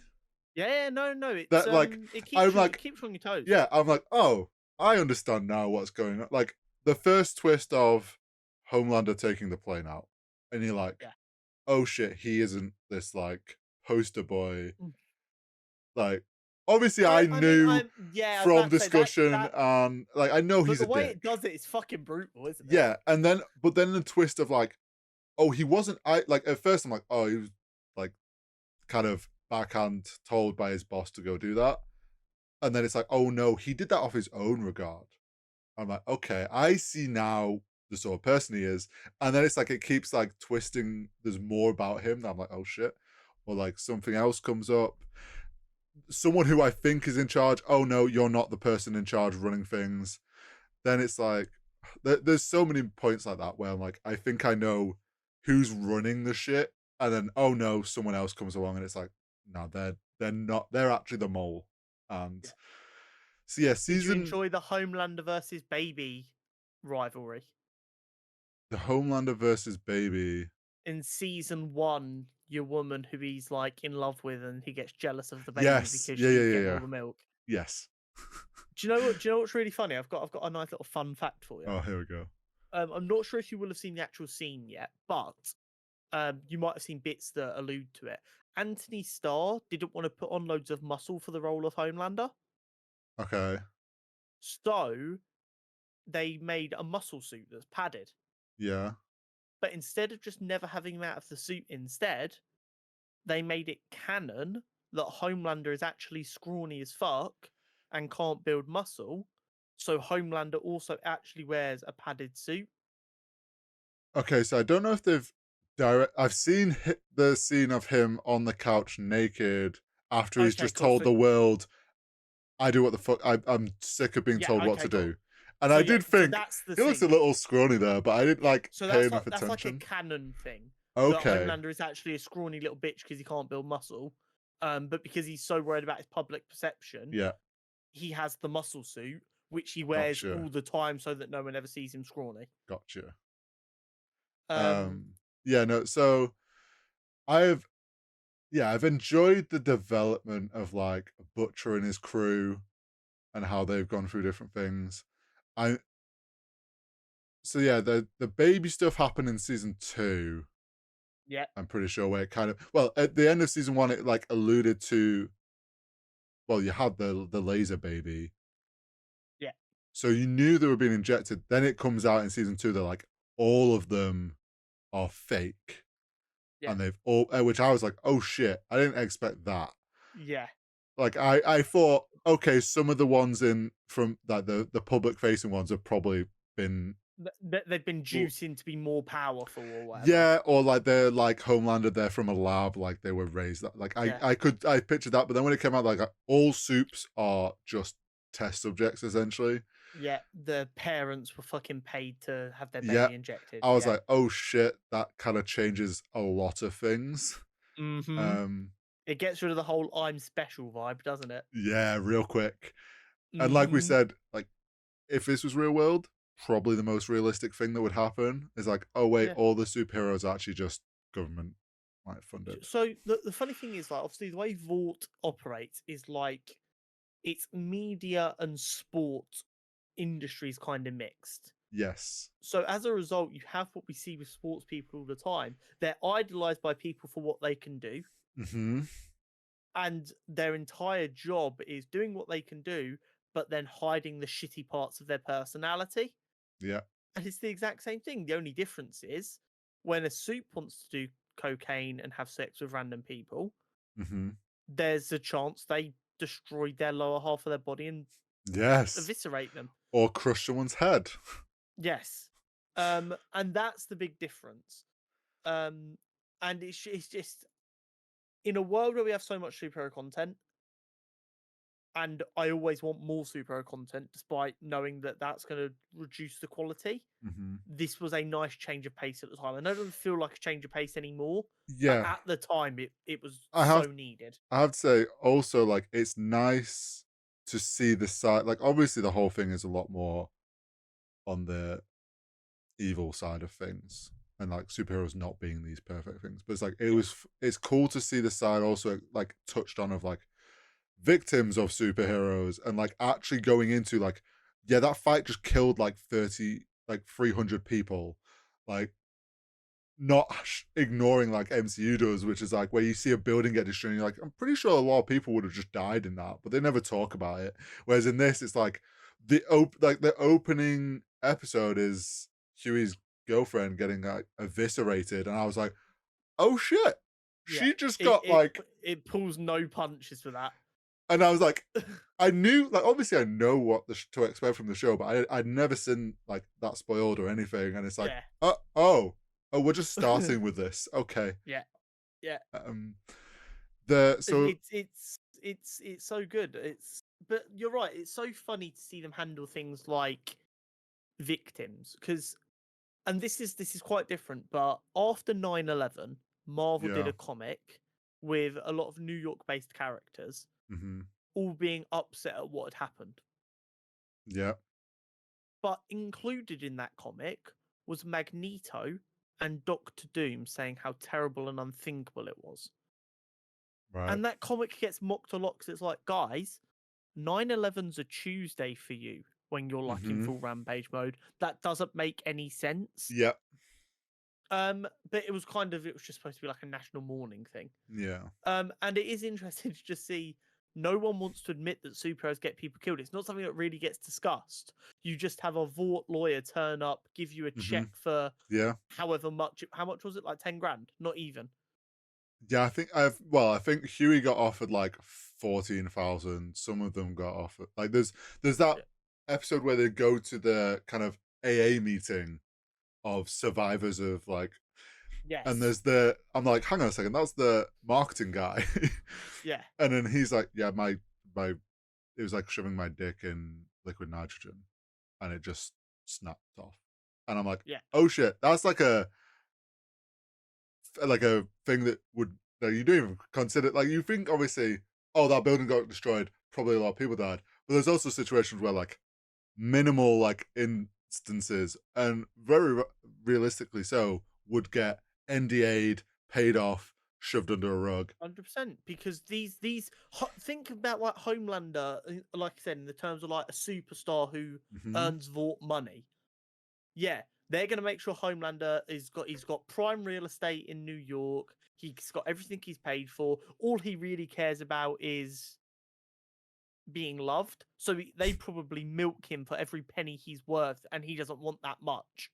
Yeah. So, I mean, think how much films with Homelander makes, and the toys of Homelander, and the Halloween Oh yeah, costumes, I and love the kind of sly dig at the MCU and all of that stuff. yeah, 100%. And they mock all of it, and it's even. It's really really good so far. Gen V is just as good, if not better. Okay. I like the way they're telling their story a lot more, Hmm. and they've been a bit more unique with their powers, Okay. which is fun. Um, so that's interesting. I'm glad you're enjoying it. I don't think you've met. So I'm up to You've the not. bit. So I've watched up to episode 3. Season 3 started with Huey working the job with the congresswoman, Yeah, and you think, oh shit, someone that's like, we'd had a few situations where people's and at the end of the season 2 heads were exploding. yeah, So my theory as season 2 was closing out was, well, there's that girl that escaped the facility who can like crush things. Is it just her? Um, because I think she's still just unknown to me at the moment. What the fuck happened to her? Um, didn't piece it together. I was like, okay. Then I was like, I know there's the tiny guy because we'd seen him in like a party clip, and I was like, is it the tiny guy just jumping into people's heads and like popping them somehow? I don't know. I was like, something's going on here that's a lot more calculated. And then obviously I've had the reveal now in season 3 that she is a suit, and then the reveal that, oh shit, she is working for Vaughn, and again twisted like, I thought I know who was against them and who was like in charge, and then it's like, oh no, this is all fucking planted. Like Vaughn's just in control of everything. yeah. Um, we Vought had the owns whole everything. Nazi stuff as well, which Stormfront in season 2 was yeah, that phenomenal. when they realize she's a Nazi, I'm like, oh shit, this is gonna get interesting. And then One it's of like my really plays out how much of a w- Nazi she is. yeah, one of my favorite scenes is when they go to get his son, Mm, and she's like, "It's called white genocide," and even Homelander kind of pulls a face like, "The fuck do you mean white genocide? We're fine." yeah, Even he's like, "Are you?" he's sounding a bit extreme here. Yeah, he's like, "I know I kill people when they disagree with me, but And I let you're planes crazy." crash. Yeah, she was like, I enjoyed her character, how she was like, when she first got introduced, I'm like, oh, for fuck's sake, we've got some like Gen Z fucking live streaming everything, think she's like the shit. Then it turns out she's a Nazi, and then it turns out she was planted by the guy in Yeah, charge. Then it's like, oh shit, she's old as fuck and she's actually a Nazi. Then it's like, oh wait, yeah. no, she was married to a Nazi. She is She was old. married to the guy who created Yeah, superheroes. yeah, And I think that's the big thing that's not really been discussed too much because Vought have covered it, is the fact that superpowers come from Nazi scientists. yeah, and Like a lot of technological discoveries after World War yeah, II, Nazi scientists are involved in a lot of it, and that's just things people don't want to discuss. Again, very topical. yeah. So Um, season but 3, like yeah, that Congresswoman's got revealed. She's the head popper. They haven't done anything about it yet. And what else has happened? Oh, Billy was a dick to to the kid. yeah, They found out um the colonel woman. yeah, They found out a bit about her story of what she was doing in Nicaragua. yeah. Um, and Oh, you're not deep into the Black Noir story yet, are you? That's a little bit later I've in the series. so all I've seen is I've seen him without his mask on in that flashback. In the first flashback, Yes, and he gets his face melted. we're gonna have a big discussion next week about Black Noir. Okay, because that got obviously revealed. I'm like, oh shit, this is gonna explain why the fuck he doesn't talk, and he's just mysterious as fuck. Because Black Noir in the comics is completely different. Oh, okay, Like completely different. okay. So everyone was a bit curious. They're like, this is obviously not what he is in this show. They've Mhm. clearly changed that. So what is he? Yeah, Um, and me and you are going to have a big discussion about that next week Okay. because it might be one of the best, albeit quickest, arcs in television. Okay. I adore it with all my heart. So obviously they're going after oh, his name's gone out of my head now. The Homelander. old superhero guy. Well, they're trying to find out how he died. Not Oh, under they're nuclear. trying to find out how Soldier Boy died Soldier Boy. because they That's it. want My the brain. weapon that killed him. Yeah, and I've Yeah. seen the scene where Billy's gone and confronted Gunpowder, and he's taken a good old injection of the green shit, not um V, but the Yeah. whatever they called it, V94 or whatever it is. Yeah. So I've seen him get to use powers once, and then they're doing the story, and he goes and throws up, and then this season 3 ends with him throwing up on Huey at the window. Yeah. And that's kind of where I'm up to. I'm Okay. So they are expecting gone. Yeah. Billy to Let's get. have. I'm expecting Billy to get, because I can't really remember. I have to say, when you were watching season 3, it was all going in one ear and out the other, because It moves so fast, I and there's knew, like yeah, I had no context. I knew I was gonna watch The Boys eventually, so I was purposely trying not to like take it all in, because I yeah. didn't want to like, and I just can't remember anything. So maybe you discuss these things, but I don't remember. I feel like Billy's gonna get absolutely hooked on this new shit, or having powers and become what he hated. I don't know how the son's gonna grow up. I'm unsure where that kid's going, if he's gonna go in the right direction or the wrong direction.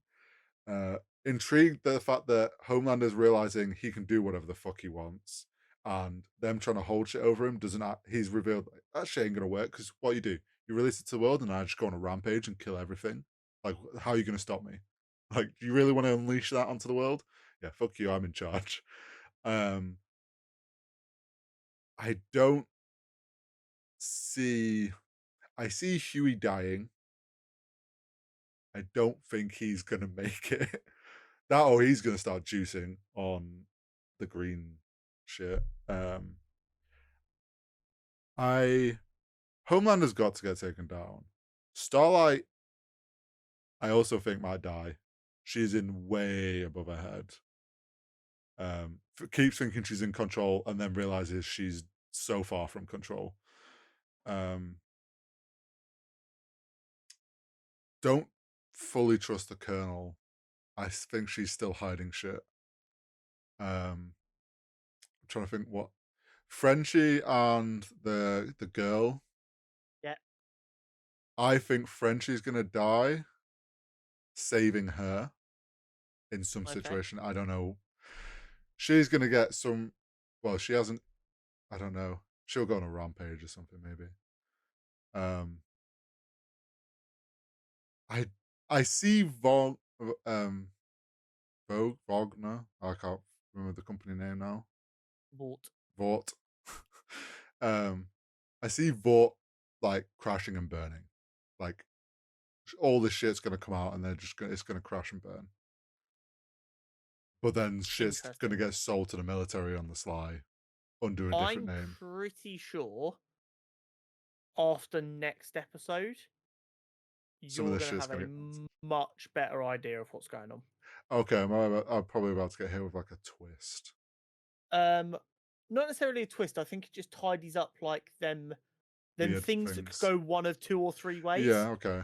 I'm pretty sure the next episode is going to tidy up a bit of that for you. Oh, I had the deep came back. I had the The squid deep is scene. fucking hilarious. I had Man. I saw the scene of him staring at the tank, clearly wishing it was the squid. And then he has to eat. So I've seen the scene of him eating the squid, because I've seen a VFX breakdown of it. Because the guy that worked on that scene, he was on like Corridor Digital. He did like a breakdown and explained like they looked at, is it from Godfather when he eats the squid? It's one of the old like mafia films where they ate an actual live squid. They looked at a lot of that to recreate sort of it. So I knew about him having to eat the squid. Yeah, yeah, interest. The show doesn't pull its punches. No, and there's been a lot of interesting character developments, like Yes. and how characters have changed in I would different say ways. it's one. Bearing in mind how, like, in reality, it's like you're what 21 hours in. Yeah, Bearing in mind how much characters have changed in that time, and it doesn't in like feel a rushed couple at of any point. months. Yeah. It's really good. I'm excited for you to finish, and I think the back half of this series isn't as batshit crazy, which is what I enjoy the most about the boys at times, just the batshit insanity of it. Yeah. But the storytelling in the back half of the series is really solid. Um, Well, so yeah, yeah, I think over the next couple of episodes, you're going to really, really start to go right. I see how this is shaping up. developing. Yeah, Yeah. Um, and you've still got Hero Gasm to come. yeah. Obviously, I remember you talking a lot about that. Yeah, So that I was know the episode I've the internet was ready already for. double checked what that's episode 6. Yeah, So I'm mentally preparing for that. yeah. But yeah, it'll be interesting. I'm genuinely, as much as I like am excited for you to watch the boys, so that means when the boys comes around again we can Yeah. watch it alongside each other. I'm more excited for you to catch up so that we can get talking about Gen V, because Gen V has the ability to surpass the boys for Well, me. yeah, I think from now what I've learned in the boys and like people, it's all just fabricated. All the soups are Yeah. fabricated, and like they're doing game shows that are all scripted, which is also a dig at like everyone saying like X Factor and those sorts of shows are Yeah. scripted. Um, I'm expecting Gen V to kind of dive more into that, so I'm looking But forward to yeah, it. yeah. It'll be good. It'll be good. The Loki season 2 Yes, season 2. premiere is coming out in like 5 hours as we're recording this. Well, yeah, and as you're watching this episode, it's already out. Yeah, go watch it. Let us know if we got it right. Yeah. Um, so I sent you a tweet in the week that, I'll be honest, it concerned me. Yes, you Um, did. I remember now. they said that Loki season 2 is the first MCU series to have no reshoots. Hmm. The story that is on the screen is the story we set out to make, is the quote that goes along with that. Now, call me crazy, Horizontal. I don't trust it. Yeah, I don't mean you crazy. Um, I can't think of anything that's never had to do any reshoots. Yeah. It's so you sent me that with also the a little added on thing of like there was a strike, so we couldn't reshoot. Yeah, and this is the thing. They're playing it as if it was their decision. Yeah, if you look back They to like when Loki, I guess it comes back to like when did Loki finish like filming? How long was that before strikes began? Was there a I want to gap say a there? month or two. So yeah, so they would have only then started production. They wouldn't have got through enough of post production to get to a point where like, oh, maybe we need to reshoot that. Yeah, reshoots are normally like 3 to 4 months after. Yeah, once they've started like, oh shit, this we've edited this and we need that. Like, Yeah, I think you're right. There's definitely they probably would have reshot stuff, but there were strikes and they were like, we're not going to delay. I think it can't be anything that's like really bad. I don't think it's going to be like scenes are going to be like, oh shit, that whole thing needed a reshoot. Because I think if it was something like severe, they would have delayed. I think maybe there's going to be the odd like, maybe that should have been shot a bit differently, or like something comes across weird, or we're going to get some like fight scene that's very chopped up because they yeah. couldn't get extra shots, so they had to just work with what they had. I think some of that like is what we'll see, where they would have maybe filmed an extra shot or two. Like it's a bit chopped up and weird. It's not the done thing for there to be no reshoots, because I mean creatives are, how do I put this nicely, assholes who want everything to be done a certain way. So they're never ever happy, and that's Ah, why they That's why they can make so much good stuff, because they're not happy. Oh, 100%. We are never happy. It's like, and creatives will keep working on stuff to like non-stop. Like it's Yeah, never 100%. finished. Look at George And R.R. Martin, for fuck's sake. How long's it been since he released a oh, book? Because it's not right. don't. I Like, Yeah, a lot of the time directors have a vision, they film that vision, and it's only as things are being edited, they're like, oh, if we edit like is and then it's like the editors will be playing and they're like, hang on, if edit it this way a little bit, okay, maybe we could actually they see something new and then they're like, okay, we'll just do a bit of a reshoot there. We can get this, like that is a better or vision.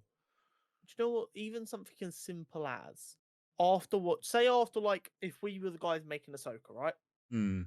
We've watched back episode 8 and we've gone, it's a little bit weird that Kanan's kyber crystal comes out of nowhere. Yes. Let's just add a scene quickly where Hmm. where it just shows him going, I'm good to go, and he shows he's got a necklace with his kyber crystal on. Yeah. That is the kind of stuff that reshoots are used for all the time. It's like, oh, we're missing like a bit of Hmm. context here to keep Yes. the thing through, because when you're coming up with a story, you think about the big bits that matter, and Hmm. sometimes you've got to think about how do you get from A to B to C, and Yeah. sometimes it's not quite right, and they want to reshoot something to tidy it up a little bit. Um, Hmm. I can't think of any modern production where the writer has nailed it so well that they don't need to reshoot Yeah, anything. no, there's especially as well, like you say, usually it's in editing where they realize, oh, we need this bit of context. Especially because like they'll film it with a set like time, like okay, this is gonna go into this, lead into this. When you're editing, things get shuffled around a little bit, and you're like, ah, shit, we need something now actually to tie them together because it's like rearranged. I find it's like they're just straight up lying to try and spin this in a good way. They're like, oh, we couldn't reshoot because there was strikes. We're not delaying. This is what like they've told the director, like, no, this is all you've got. Make it work. And then they've gone, we can spin this into good publicity for us though, because we could be like, oh my god, Loki's the first thing we've never had to do reshoots because we're just that good at it now. And it's like, yeah, everyone's just gonna smell the bullshit. But even if we were confident that they nailed the story so much they didn't need reshoots, this show is centered around time travel. Yeah. That is one of them topics where reshoot should almost be compulsory, isn't it?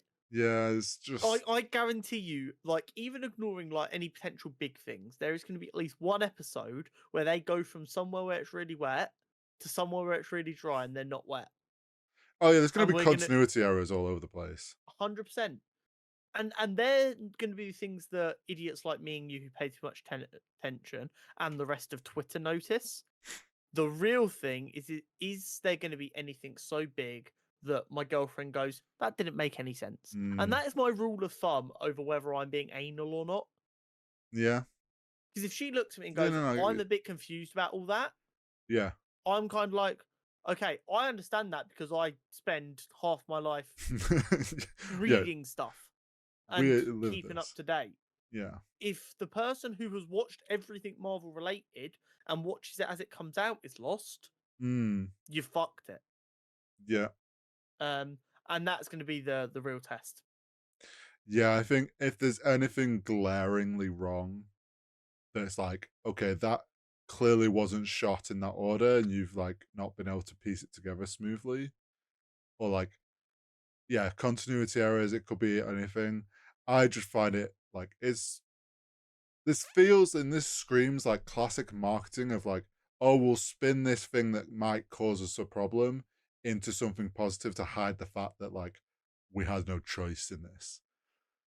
It's like rather than the headline being, Loki couldn't do reshoots because of strikes, but still plans to release, they're like, oh, we didn't need to do reshoots. The story is as we wanted it. It was Which, absolutely Disney did not just want to leave a gap in their calendar, because we said it time and time again. Once gaps started appearing in the calendar, is yeah, when people were going to start going pay the people their money. They needed to get this done before them gaps started to creep in, which yeah, is why they've caved and paid the writers. because they've run out of stuff that could be turned into products. Hmm. And then they will cave in the next couple of months and pay actors so that they can get back on top Hmm. of producing content. There might still be a gap, but they will hide that gap as best they can with delays and reshuffles of projects, which we've seen 3 times already. I will say, we are. I am obviously hopeful that Loki season 2 is good. We are a lot. I would say and I think you're the same. Nowadays, MCU doesn't get the pass that it once got. No, not at all. Like its recent showing with its shows. I'm going into this expecting a pacing issue. I am expecting the final episode to be a rushed mess. Yeah. And I hope to be pleasantly surprised. I hope that this kind of like opens up more of the Kang stuff and kind of sets up some new things and doesn't actually answer everything. Well, I'm I mean, there is big questions to be asked about the Kang stuff because we had Jonathan Majors on top of the world after Ant-Man and the Wasp: Quantumania and Creed 3. mhm, Then there was him being arrested. and all the trial. By the sounds of it, there won't be a trial because all the Oh yeah, charges got dropped. But were they dropped because he didn't do anything wrong and it was actually a misunderstanding? Was he never actually charged? Or was the person who accused him too scared to go any further? And he's very much been told, a la what we expected Warner Brothers to do with Ezra Miller, um, go sit in that corner, gut the fuck up, and let stay it pass. quiet, let it pass. Don't Yeah, make any noise. Don't bring any attention to yourself. It's a 2 week news cycle. If you can stay quiet for 2 months, yeah, when it eventually comes back to us needing you for stuff, hmm, you'll be out of 99% of the public's minds and you'll be able to do whatever you want. yeah. And I mean, with Loki now coming in, probably start reappearing again, and also the strikes all been over. Disney's going to be pushing them to all do press because they Oh, need. no, Actor Strike's still on. Oh yeah, Act One is still on. Yeah. SAG after So yeah, there SAG is after going to be still no striking. press for Loki. Yeah, Forgetting, which actually in a way works in their favor. 100%. Yeah, this season's going to be interesting. I'm hopeful. I just worry from the current track record we're getting from Marvel with their shows that it's not going to be anything special. The thing we need to remember, and I especially can sometimes be a victim of this, because while I do have my own thoughts, I'm always interested in what the community has to say, because sometimes they make me consider things from a different point of view, or this, that, or the other. Hmm. But I'm finding it more difficult to engage with the community in an honest way now because it's it's cool to hate stuff. Well, that's And always the case. yeah, it's always been cool to hate stuff, but for the longest time, it was cool to love Marvel regardless. Which meant for a little while I was the arsehole who went, well, that wasn't actually good enough. Yeah, Now it's the flip side where it's cool to hate Marvel. So I'm like, no, that was actually okay. Was it perfect? No, but it was okay. And they're like, no, it's dog shit. Sick of it. yeah. This goes from one extreme to the other. Yeah. It's like recently we've just seen no one hates Spider Man more than Spider Man fans. They just complain about everything. Yeah, I just it's really difficult to engage honestly with a fan base and try and work out what is valid criticism for not when everywhere where communities meet turns into a bit of a hive mind. hmm, I know what you Um, mean. so it ends up me kind of having to take that opinion and then kind of deconstruct it, which just adds so much more lead work into people being honest about their opinions. Mm. I think Loki is going to be enjoyable. I do expect it to have pacing issues, and I don't know what they're trying to achieve with this series. Yeah, that's what. It feels like we've had a number of projects centered around opening the multiverse, and Loki was the first one of them, and it wasn't the Yeah, last one. So where are we now? I Because worry we've that met this is Kang, just going to be like trying to explain more about Kang. because we've met Kang, Yeah, we've met the Council of Kangs. yeah, What is this going to add? yeah, And if it's exactly. not going to add anything, are we just going to be disappointed that it's not adding anything, or is it going to be so good that we're actually kind of like, you could have just cut all of the Kang stuff out of this and just made it a fun, let's run around time Yeah. and solve crimes. Yeah. Um, I guess we'll find out. yeah, it's a odd one. It is. I trust Tom Hiddleston will give us an enjoyable Loki performance. Yeah. Oh yeah. I trust Owen Wilson will be good as Morbius again. Yep. I'm looking forward to seeing Sylvie again. Mm-hmm. Story wise, I don't know what I'm expecting, which is kind of nice. But at the same time, I'm just Yeah. like, does that just leave room for disappointment? Yeah, I get you. I get what you But yeah, Nerd News Network. mean. Scrolling. Interesting one. Oh yeah, there is things. I would say on this list, Okay, here we go. we've got 3 things that make me. Oh no, 3 things that make me kind of happy, and also 3 things that make me kind of mad. And there's only 5 things on the list. Fun. So, Okay. from November 1st, Disney Plus is going to start cracking down on password sharing, a la Netflix and only people in the same household with the same root IP, blah blah blah blah blah. It's starting in Canada, but this is a big problem. So at the minute, sharing our Disney Plus account, you have an account for me, an account for Jenna. In reality, that could just be one account because we watch the same stuff together 90% of the time. But for that 10%, it's handy. You have my sister. You have my father. You have Jenna's mother and Jenna's sister. Across currently 3 households. Really milking this account. And in the new year, it will be 4 households when me and Jenna move out.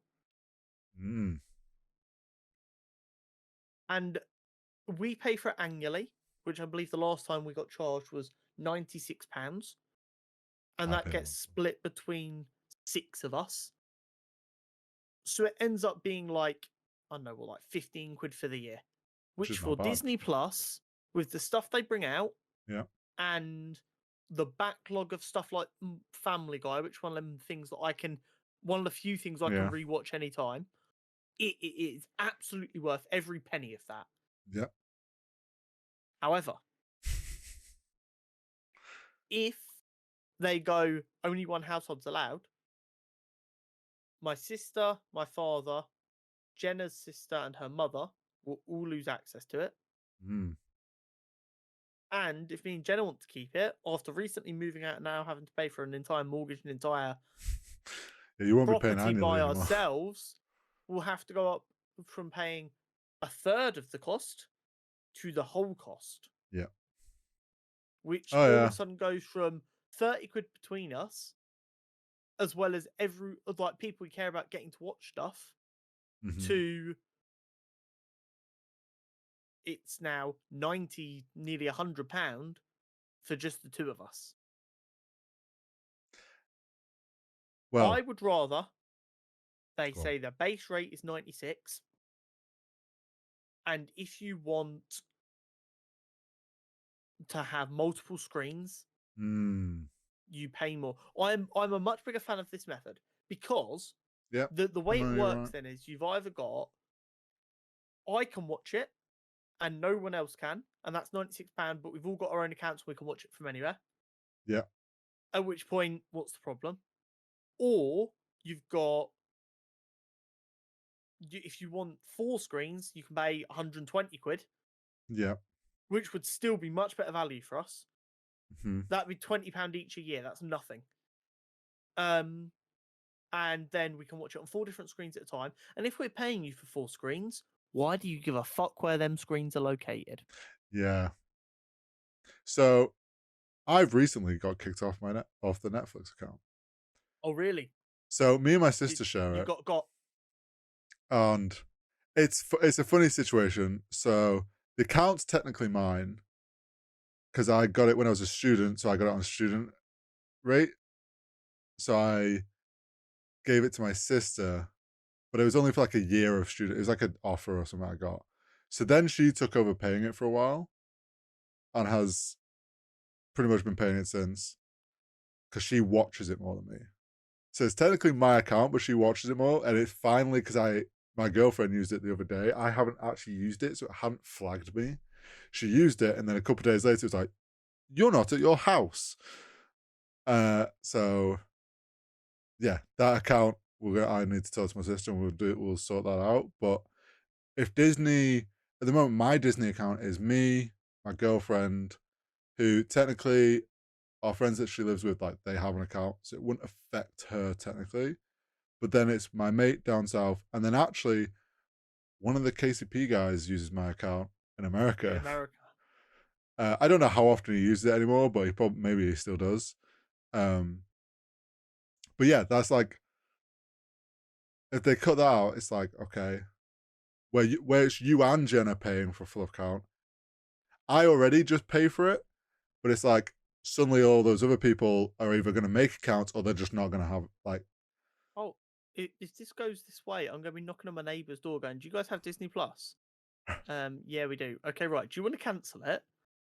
Connect your Chromecast to our Wi-Fi across the hall, and we'll Yeah, just between us, we'll pay for Disney Plus, and you can just use our Wi-Fi to watch it, and then we'll be on the same IP. yeah. Do you like? It's Oh, genuinely more tempted to it's from my router network up the entire fucking apartment block, it and we'll all just fucking share all our passwords. it baffles me that like Netflix and Disney and like anytime they're going to make this change, like they're willing to potentially sacrifice. So like it's like okay, you could have four people on one account. Right now, they just pay for one account. You're hoping by doing this that those four people then three of them have to go make new accounts. So you're thinking, oh, we're going to get three people paying for it again. When in reality is most likely, like in your case, all those other people might like one, maybe all of them will get rid of it. So they're losing like they think they're going to get like four times the pay income from your account, but reality is they're going to get maybe two, where they could guarantee, like you say, offer more screens for a bigger price. Like, sure, it's not going to be the same amount they would make off a whole account, but it's guaranteed. Like, you're way more likely to go, yeah, just pay the extra. We can all keep it. Because I actually think people that regularly watch stuff care more about keeping their preferences and their recommendations.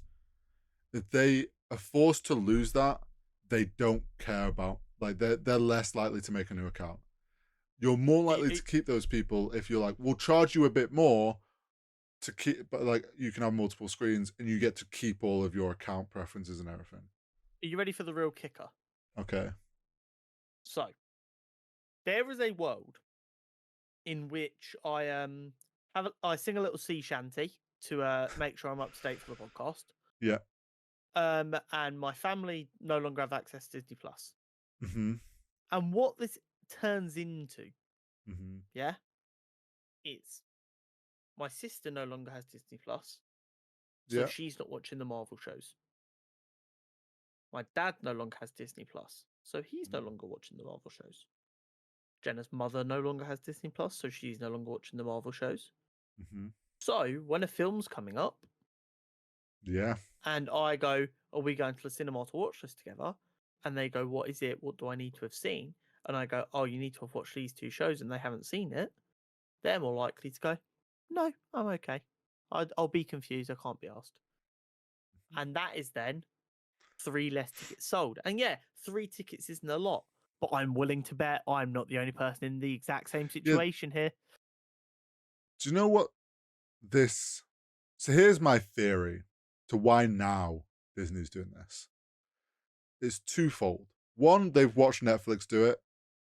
Netflix has probably gone, oh, we haven't lost any accounts because everyone's gone, well, fuck's sake, I'm halfway through a show. I'll just make an account for a month. In a month's time, people are going to finish their shows they were watching and they're going to cancel their subscriptions. So Disney's going, oh, look, Netflix hasn't had a downtick from it. So it's not a bad thing. We'll do it. Also, we talked about it a couple of weeks back, the fact that Bob Iger is trying to sell Disney to Apple. What looks better when you're trying to sell a business than, look at how many more accounts we have on our books. Then are like thinking like, oh, this bumps their number up of accounts because they know probably the same situation of Netflix. If people are halfway through a show, all right, I'll make it for a month so I can finish my show. They'll probably cancel down the line, but it like inflates their numbers for a short period of time. That's the way I think this is coming from. But I think in the long run, like you say, it hurts them in the long run with people wanting to go see the MCU films. People already like my sister isn't that excited about MCU stuff anymore because she hasn't watched any of the shows on Disney Plus because she can't be bothered trying to keep up. She works a full-time job. She hasn't got time to be watching all of these shows, especially if she hasn't watched them and then a film's coming out. She's like, oh, I need to watch all these. Oh, forget it. It doesn't matter. Like MCU is not that deep to her, and I think that's the case for a lot of people. It's like, yeah, we enjoyed it when it was at the height of the MCU, so we're all kind of enjoy the films and we're somewhat intrigued to go see the new ones. But then now you're telling us we need to have all these shows, but that requires me to pay for Disney Plus just to watch one like these specific shows, and I don't actually want to watch anything else on that. No, I'm not fucking paying for it. Like they're just shooting. It feels like they're shooting themselves in the foot when there is other options. Like there's other streaming sites like Crunchyroll that does anime. You pay for number of screens. Like, like it doesn't have to be IP locked. Like, why is this? Why do they think this is the only option? I have never, ever pirated any content. There we go. Not because I'm not smart enough to do it, simply because I can't be asked. Not worth the hassle. And for the Mm. longest time, there has been a completely legal and safe way to pay for it, and I'm okay to pay for my content. However, me and Jenna have already had discussions about the fact that when we move out, if at any point we need to save a couple of quid a month, Netflix is gone. We've both agreed that is the streaming service we use the least. We will happily get rid of that bitch. Yeah, we'll keep it around while we can because there is stuff we like to watch on it. But in reality, we'll get to the point where we're like, no, we might binge it for one more month to make sure we've got everything we want to watch from it, and then Mhm. it's gone. And we probably would never get it back. We just move on with our life. Yeah. I'm not sure I'm paying 90 quid a year for Disney Plus. Yeah. I think I already am like the person that pays for it. So it's like it won't affect me. I probably will keep paying for Disney Plus because it's like unless I'm in a situation where like I need to cut down my Yeah, expenditure. But like Netflix, I'm not going to go like I'm gonna my plan essentially I'm gonna give my sister my account and be like, yeah, do what you want with it. I'm like I will maybe get Netflix when the new season of Stranger Things comes out. I will pay for a month, binge it. That's all, and then it's gone yeah, again. Like there's a world where things slow down, like they're saying they're going to do on Disney, where I'm just paying for it on the odd month here and there. yeah. You pay for it the day before Ahsoka comes out. You get 2 months to watch all of Ahsoka, then you cancel again. Yeah, the And only over the course of the year, you'll probably only end up being unsubscribed for like maybe 2 or 3 months, yeah, but it'll saves. be more money in your pocket. The thing as well is like we've said, to be honest, Star Wars is keeping me on Disney Plus more than Marvel is, and it's Yeah, like if Disney wants to sell and they end up having to sell off some of their IPs, and Star Wars ends up no longer part of Disney, ain't no fucking reason for me to be like, no. yeah, it just is. I We need Canada to stand strong yeah, and not go and make new accounts or anything, and just be like, no, fuck you, Disney, and they go, ah, shit, this isn't gonna work. it's a tricky one for sure. Um, but it's fine because Disney have already lost one war. The Yeah, VFX workers at Disney have voted unanimously to unionize, there's a and surprise. they are apparently already looking to um join with other external VFX Mm, artists to give themselves more bargaining power to smart. fight for their rights. They're probably going to the Um, biggest external ones that do work for Disney and. Yeah. Just go find all of the artists, get them Mhm. all to sign up to this union, and collectively stick a giant middle finger up to all of the Yeah, massive big companies. studios. Yeah. And here's the thing. We predicted that streaming services were going to all of a sudden start announcing things that were going to cost us more money the second the WGA deal went through. We knew that. Me and you sat there, and I said, I'm pretty sure last week, I was like, so get ready for the price Yeah. announces. And that's what Netflix have announced. Mm-hmm. Netflix have announced they will be raising their prices again soon. Yeah. Depending on how much they try and raise that price, there is a real chance that I just look at Jenna and go, is there anything you desperately care about on Netflix? And she'll go, oh, we've still got 2 episodes of Sex Education to finish. I'm like, sweet. Let's go through. We will create like a third profile. We will go through, find any shows that we both want to watch. Yeah. We will go through, we will watch them. Then once we're done, cancel it. That's £9, £10 a month back in our pocket. Netflix is very quickly. If it, I feel like raising its prices, the current state of things, I definitely see all these streaming services kind of having a bit of a collapse in popularity. Yeah, 100%. Speaking of bad popularity,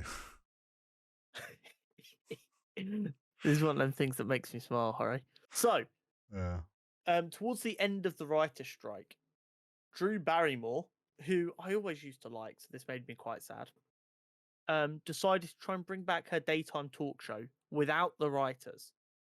Scab, scab, scab. And now that the writers are no longer on strike, she has reportedly been told by her old writers that they will not be coming back to work for her because she tried to work without them. Yep. Valid. Very valid. And apparently some of the first writers she's gone back to or reached out to. reached out to take over writing it have gone, no, fuck you. Yeah, we're not coming to work on your show. That's really funny. And this goes to what we were talking about. If you scab, it can ruin your fucking career. Now, Drew Barrymore is famous enough that she will find other work. But this could kill this show of hers. Yes. This very big project of hers that she cares about a lot, that has her name plastered all over it.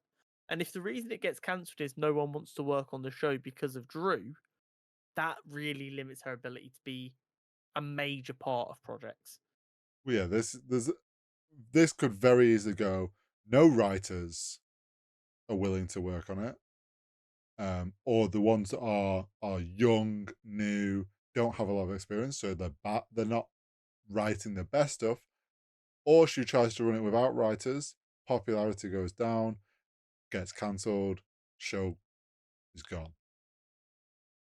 This goes back, like you say, when we talked about actors scabbing or coming out with the wrong opinion to be having against the strikes. You're just putting a target on your back to essentially screw yourself out of work and out of opportunities. And yeah, she's just gone and done that to herself essentially. Yeah, 100%. And it's funny. Don't be a piece of shit. These people are working. Don't try giving you, like, let's be honest, Drew Barrymore, I mean, actually, it's probably information we can fucking find. How much does Drew Barrymore make if per you're going to try and episode?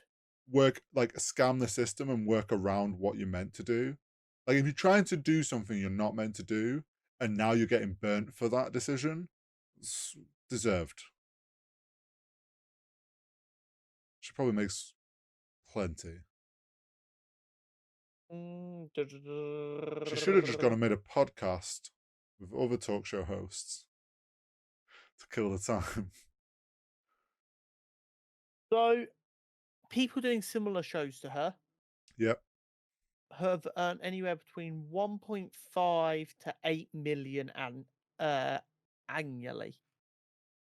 So she's earning somewhere in that range. Yeah. Probably, I'd say, based on the names there, about $2 million a year. Yeah. Over 3 years the show's been running, that's about $6 million she's made. Mm-hmm. I'd be surprised if all of the writers who've worked on that show over the 3 years have made that combined. Yep. You need them more than they need you. Because guess what? There will always be another actor. If all of the writers refuse to work for you, there will not always be another writer. And Yeah. writers are the people who, like you said, if you have to go to such shit writers or such inexperienced writers who don't know what they're doing in that kind of a show, Hmm. the quality's going to fall off, the ratings are going to plummet, And the studio's going to pull the plug. and it's going to get cancelled. And a cancelled show looks a lot worse for you as the name on the show. So in me saying something that I didn't think would have to be said to a industry veteran like Drew Barrymore, you reap what you sow. Yeah. Well deserved, to be I like honest. I'm not going to feel sorry for someone who's actively screwing people over. Hmm. So yeah, would you like some really good news though, Hori? Some exciting news. Some phenomenally fucking exciting news. So, bit of backstory. There's this game that came out 3 years ago called Cyberpunk 2077. It got panned and taken off the PlayStation Store because it wasn't good enough when it came out. Me and Hori have never really subscribed to that. We admitted it has bugs and it has problems, but we both adored it from the day it came out because it is one of the greatest modern games. And also, a lot of the issues weren't actually their own fault. Yes. And over time, it simply got better and better and better. And I'm pretty sure we're both loving the game again right now Yeah. with the new updates. In that time, the universe it's set in has had previous board games and books. Mhm. Then it had this game, which was set in the future of this universe. And then we got the Edge Runner series, which me and Hori did talk about on this Yes, we podcast, did. which we both adored. A live action project in the Cyberpunk 2077 universe has been announced with a brand new story. I cannot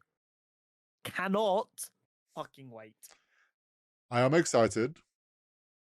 I am always cautious when video games get brought into live action, especially I after the quality of a story we had from Edge Runners. I concur with that fear. However, CD Projekt Red working with people Oh yeah, has a very good track record, so I'm a bit more confident in being confident. yeah. No, Like The Witcher, for instance, I know it had its issues, but overall, The Witcher was a well-received show. yeah, and I mean, The Witcher has wavered in fan reception over the last season and this season, more so because that's not CD Projekt Red's control. The Witcher was a Exactly. series of books that like they got the opportunity to make the games for, but there was already so much content there that like they don't have control. Whereas Cyberpunk is a world they've built up, and it's like, okay, CG Project Red came up with everything like this. They worked on Edge Runners with the studio that did it, made an incredible story in just 6 episodes. Yeah. Um, I'm sure the story will actually be great. It's just I think it's like I was so blown away with how good Edge Runners was. It unfortunately has raised my expectation. 100%. So Edge now I'm Runners like, is art. I need it to be as good as Edge Runners, which is like I think unfair, but I don't think you could ever ask anything to be as good as Edge but it could Runners. be very exciting. And It's so exciting. And the, I'm actually really excited that they're not just trying to make the game a film. yes, I think they know, like the reason they did Edge, that it's better to use the world to tell other stories than to try and just tell the story of the game that everyone's played. You know me, when it comes to games, I'm not much of a lore guy. Mm. I am not ashamed to admit that I watched a 4-hour YouTube video breaking down the history from like 1980 through to 2077 of the cyberpunk world. And all the corporations and everything. Yeah, to explain everything and how it all went down and why stuff happened and this, that, and the other. It is a phenomenally well put together world. Mm-hmm. And like we said before, you've got high fantasy guys and you've got sci-fi guys. I'm a sci-fi guy. Yeah. So while I can enjoy Lord of the Rings, the way it's structured bends my brain a bit too much. Whereas Cyberpunk, because of the way it works instead, I'm kind of like, yeah, no, this is my shit. Plus, it's like about a post-apocalyptic world because we let corporations go, and I love sitting here and just going, "See, you need to be Yeah. scared." But yeah, I cannot wait, and like this project's one of them few things that I'm just like, yeah, I want it. I want it now. It could I be want it very yesterday. good. 100%. There is so many good stories to be told in that world, Mhm. and I cannot wait to see what they come up with. It'll be great. Talking of great stories, Nice. I'm on fire today. You are. Content championship time. Yes. Another round 2. Star Wars Rebels versus Harry Potter and the Prisoner of Azkaban. This is a toughie, but we have 6 categories to help us make the decision.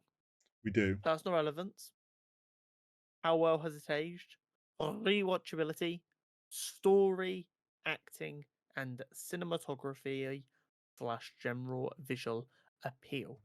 What's interesting, because obviously this is round 2, I looked back at my notes from the rounds they won. Yes. In the round Star Wars Rebels one, I hadn't watched it yet. Yes. I forgot about that. And I had to be very careful about things that I mentioned so as to not spoil anything. So this is actually a fair fight now.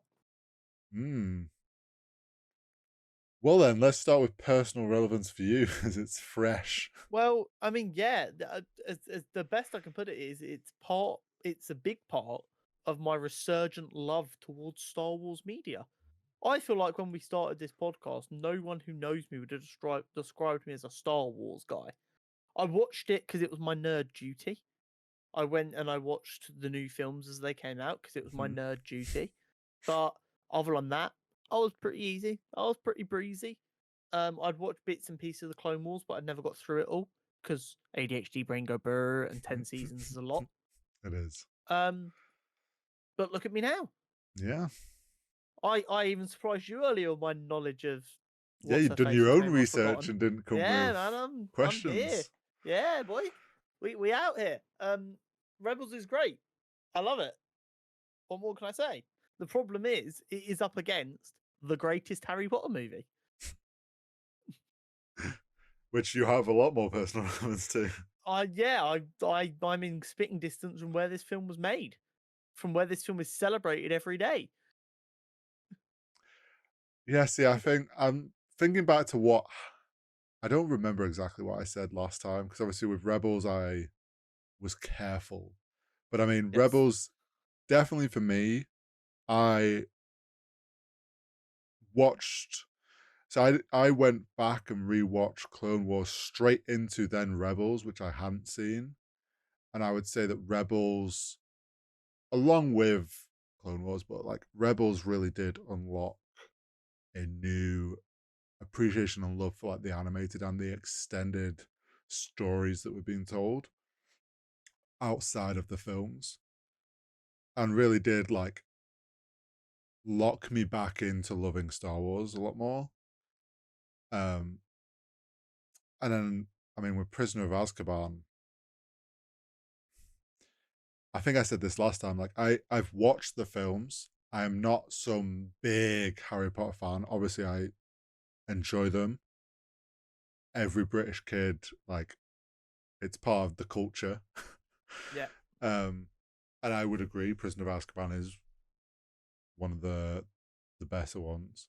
I've only really watched. I think I said back then I only really watched each of the films once or twice. I've not really rewatched them a lot, so for me, Rebels is a lot means more to me. But I do appreciate Harry Potter and Yeah, the that's era fair. that it was. How well have they aged? I feel like I'm saying this with every time we mention Star Wars in any like whatever it is, but it's like it ages better with the more stuff that comes out. And now with Ahsoka out and completed, I feel like Rebels has this. This essentially is Rebels Part 2. It's like it's an extension of a lot of the things that were set up in Rebels, and it's just made it age better because there's more context to it now. So I simply put, better by the day, it seems. Yeah. pretty much. Yeah, no, you're completely right. It is um a lot of emphasis right now from the Filoni side of Star Wars Mhm. is focused on building out this universe so that it makes a lot of sense to even the more casual fans. Because a Yes. lot of this breadth of knowledge was available to Star Wars universe if you were already in love with it and wanted to go and find out the information. Mm-hmm. Yeah. But Star Wars could also be this kind of thing that you just, oh, cool, there's wars going on in space. I don't need to know more than that. And you don't. To Yeah. enjoy Star Wars, you don't need to know more than that. But just adding so much context, easily accessible and digestible. If you can add this much context to the universe and the big players in it and who matters and who doesn't matter and this, that, and the other, just from stuff I can sit down and watch, Mm-hmm. bravo. Yeah. However, as we said when we were initially discussing Harry Potter's aged really well. The internet literally went into meltdown when it got announced that all the Harry Potter films were coming to Netflix. Yeah. It had been 10 years since the last one came out, and the internet literally had Harry Potter trending for a day when it found out they were all going to be on Netflix for people to be able to binge again. That Yeah. is because I think here's the problem Rebels has is a lot of people who would class themselves as diehard Star Wars fans have Yeah. not watched Rebels. That older generation, especially Yes. the people who went and saw the original trilogy in cinema and have loved Star Wars ever since, Yeah. are also the generation that don't view animated media as kindly. Yeah. And they will still class themselves as diehard Star Wars fans, and they probably are diehard Star Wars fans. But they might not have seen Rebels. Oh no, I agree with you. There was a lot That of they probably saw Ahsoka appear in well, Mandalorian and went, "Who's this bitch?" there's some of that. There was definitely a lot of people I saw was like, wait, for this Ahsoka show, we have to watch some kids show, and it's like people then being like, it's more than a kids show, but like The that, first season is a kids show, and then they've got you. that's the thing. Like it's, I agree. A lot of the diehard Star Wars fans don't appreciate Rebels. A lot more of them are, and as time is going on, I think our generation's taken over, and it's like it's more people are appreciating what Dave's been building. But I do agree, in the grand scheme of things, I would say Harry Potter has only aged better as time. It's become more and more of this like cult following and this like huge fan base that is spread globally. And while yes, the Brits love it the most, there is just as many fans of Harry Potter around the world. Put it this Um, way: they have just opened. So for those who don't know, so I'm not going to dox myself too much. Um, the Harry Potter studio tour mm, is literally 30 seconds away. yep. That tour has been so successful that they've created a similar one in Mm, Japan yeah. that is doing really well as well. Yeah. It's crazy popular. Um, and while I was working at McDonald's Hmm. many years ago now, we would have kids come in when I was working my early Saturday morning shift who are on their way to the tour. Now I'm talking kids who are younger, like born after the last film came out, Yeah. there in full on Harry Potter gear, struggling to stay still because they are so excited. They've never seen That's a Harry Potter book come out or no. a Harry Potter film get released. That is all purely from just consuming the content post mortem and And just their going, parents. "Oh my god, yeah, 100%." But the ability to inspire kids in such a way while not having the big hype of a big release to help pull them in Mm, is crazy. yeah. Like when we talk about Star Wars, we always talk about how the first generation had the original trilogy, then our generation had the prequels, and the next generation has the sequels, and Hmm. everyone's protective over their own trilogy. Yeah. Star Wars needed three trilogies to grab three different generations of Yeah. kids. Harry Potter's just done it. Harry Potter's managing to do it without releasing anything new. They're Yeah. just like, your parents love this so much, they're going to show it to you, and you're going to love it as well. And do you know what my biggest gripe with Harry Potter is? The bitch who wrote it. Yeah. I Literally my only issue. I would agree. I think with how well it's aged, you've got to look at it this way. Star Wars, yes, Rebels is aging well and better because of additional content. Additional content is boosting it even more, and we're like appreciative of the stuff that set up things. At the end of the day, Harry Potter's done coming out. Like Harry Potter is out, it's there, but yet it's still aging well without anything new coming along that's adding to, like, it just keeps aging well. So I think you can't really argue You can't. anything And it else. sucks for Rebels. But it is that difference. It's the difference between like having an okay wine that's given like the best barrel and the best conditions to age versus the bottle that sinks to the bottom of the Titanic that somehow ages beautifully despite no extra effort being put in. Yeah. It's just this weird kind of thing. Rewatchability. Da-da-da. For me personally, it is far too soon to tell what I think the rewatchability of Rebels is. I'm like, I finished it less than 2 months ago. Or sorry, about 2 months ago. Mm. Right now, I doubt I'll ever rewatch it. I feel like everything that's going to be really relevant for it is going to come out while it is still fresh enough in my mind with how good my memory is for stuff like this. Maybe in 20 years' time, I'll be like, fuck it, I want to rewatch the Filoni era. I But I will say, as someone who watched Rebels like a couple of years back now, I haven't gone back and rewatched it.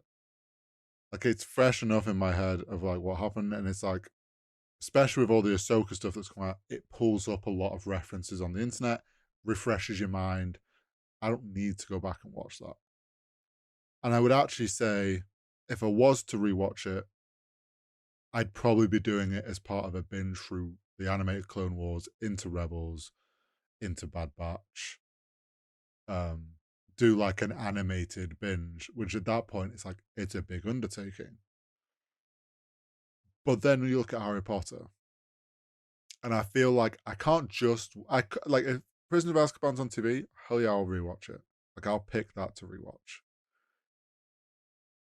But am I going to only watch Prisoner of Azkaban? Probably not. I'd probably want to watch through the Harry Potter films. That's the only time that I'm going to rewatch Harry Potter is if I'm rewatching them all. I'll be honest, rewatchability is always the category I struggle the most with because I'm not a big rewatcher. Yeah. It is. I'm such a go next kind of guy in my gaming.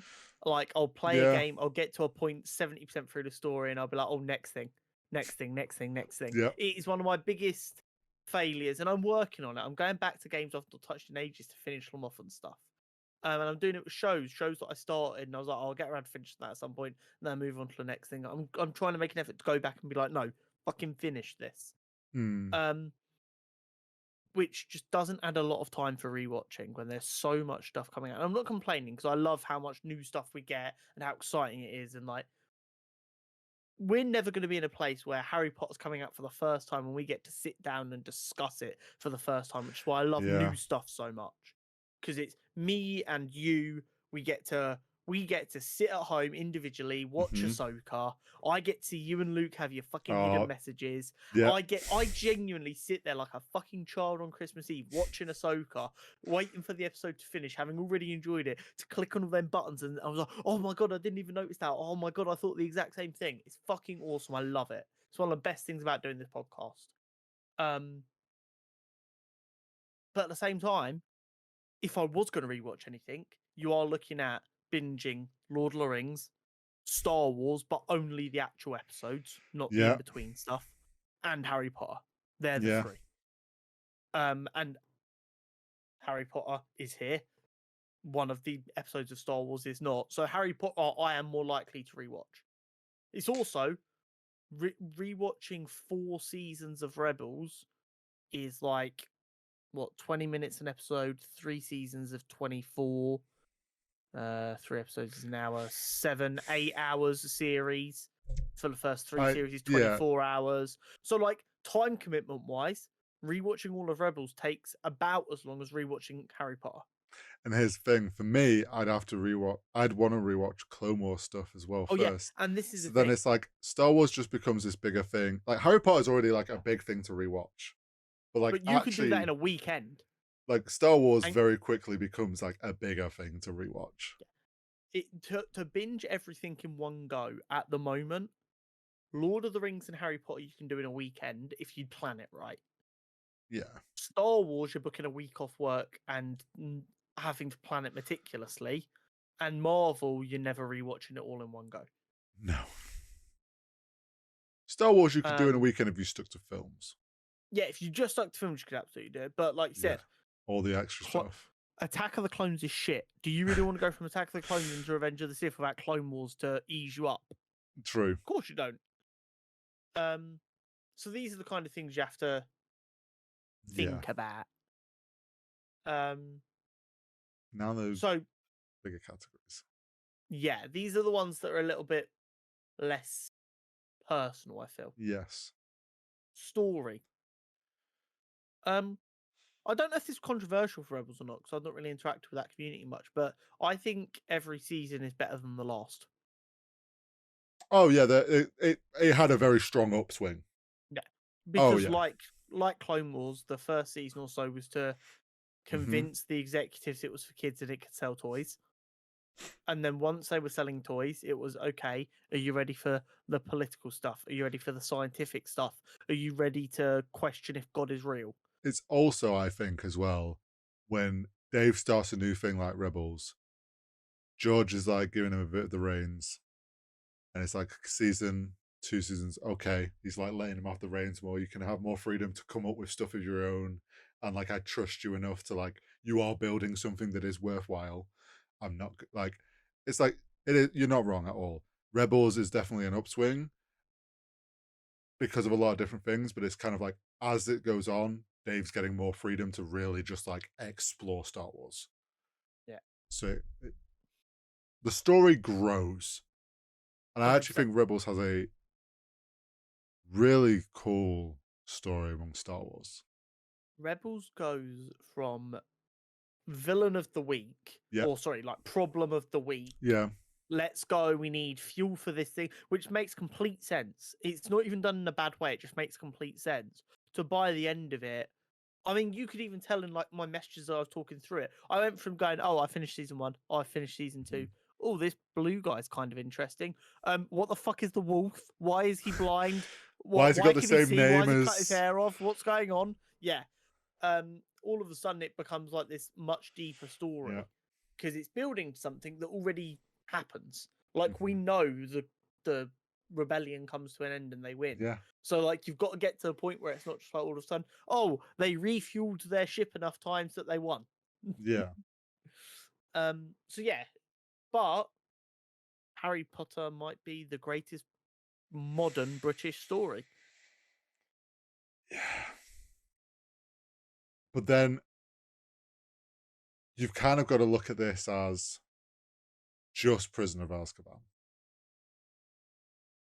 It's solid, man. It is. You get Sirius Black. Oh, You're frozen okay. horizontal. No, you're We fine. good? Yeah, you're Okay. fine on my end. Um, yeah, we get Sirius Black for the first time. We get Mm, Dementors. mhm, We get Lupin as a werewolf. mhm. We get the It's Buckbeak saga is phenomenal. That's one of the first times as a child in media I really felt like this is wrong moment. What can we do to fix it? mm, The reveal of the time turner, yeah, which had been used throughout the film as like a plot point. The time turner is used a lot better in the book, in all fairness. Once I read the book, it helped me understand the time turner in the film much better. right. But this much later, it's kind of difficult to discern what I got from what. Um, but I think pure story wise, Order of the Phoenix as a book was better. But adapted into a film, the story of Prisoner of Azkaban is so solid, so good, and the film gets it across so well. Mm. It's phenomenal. It's magnifique. I think for me, like, I don't get me wrong, Azkaban, like you say, it So good. introduces so many great things into the story, and I do think it's like quite a pivotal point in the Harry Potter story as well. I think my bias of Star Wars, it's just like Rebels opened up so much cool stuff and explored some new places in Star Wars. It's like the stories are strong on both parts. 100%. It's really hard. Acting. Now, Man. I've just realised I've made a mistake in my comment here. Oh. Because what I put was contains the best voice acting in Star Wars. I forgot that Darth Vader and James L. Jones is voice acting. So I'm going to tweak this slightly to contains some of the best voice acting in Star Wars. Okay. um, um, I will say one thing. well, Lars Mikkelsen. yeah, he's so good. So good. That voice of Thrawn will put fear into anybody. The Grand Inquisitor, Thrawn, Freddie Prinze Jr. as Kanan was a fucking Yes. masterstroke.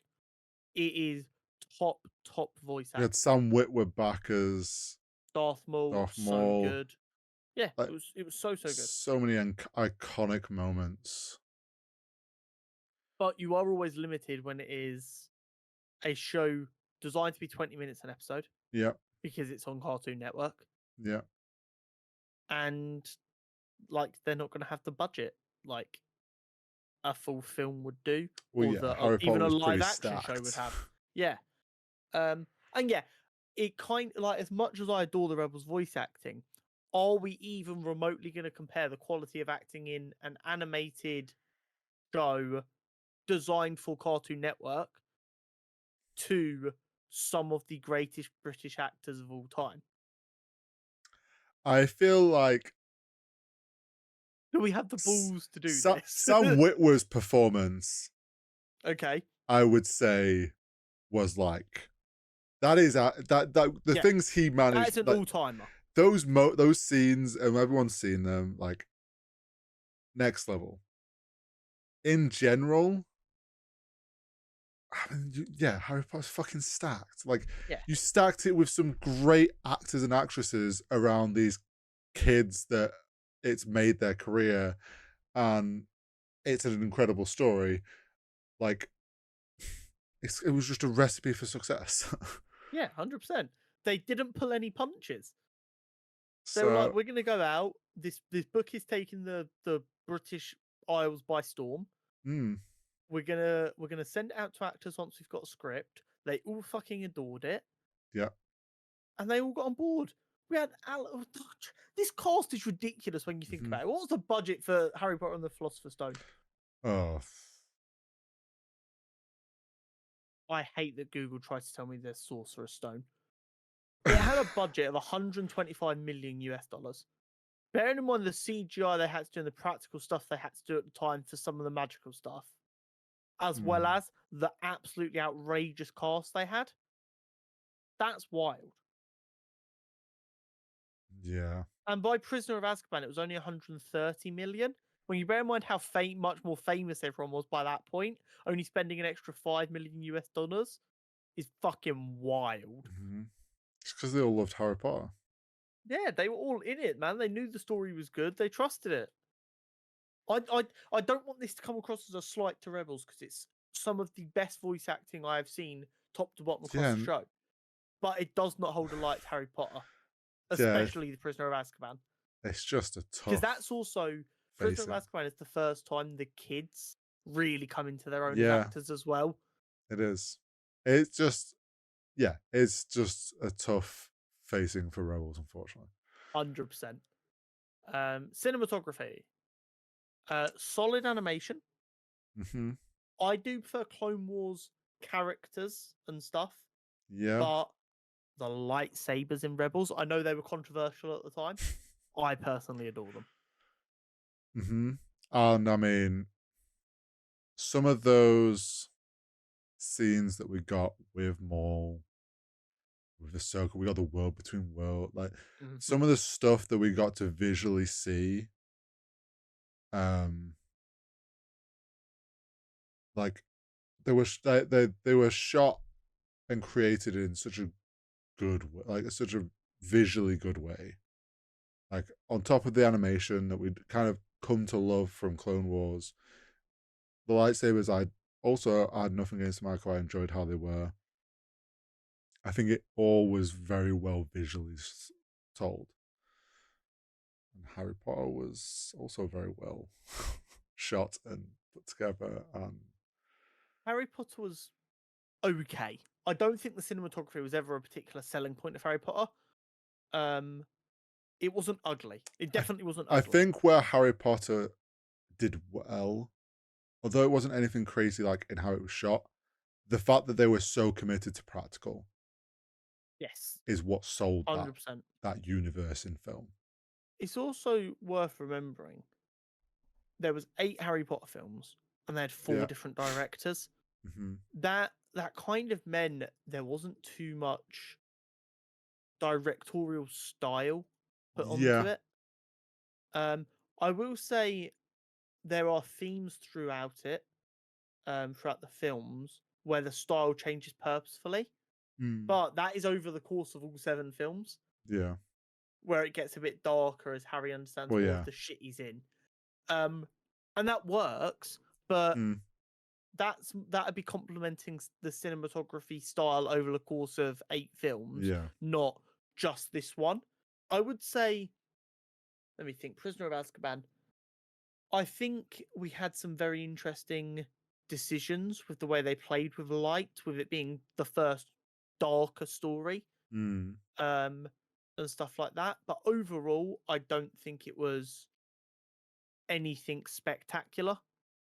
Yeah. Um, I would actually give visual appeal personally to Rebels here Yeah. I because think. I think although, like I said, they nail the practical effects in Harry Potter,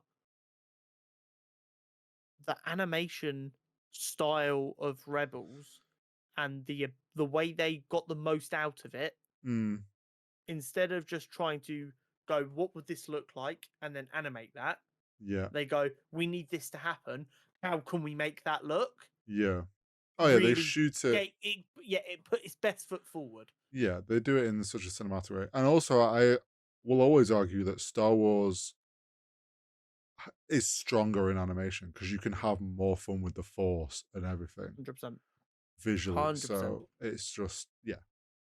I think that's where Rebel shines. Are we ready to have the hard conversation? The tally up, Yeah.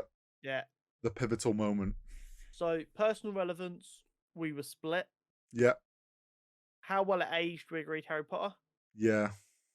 Rewatchability, we agreed Harry Potter. Yeah.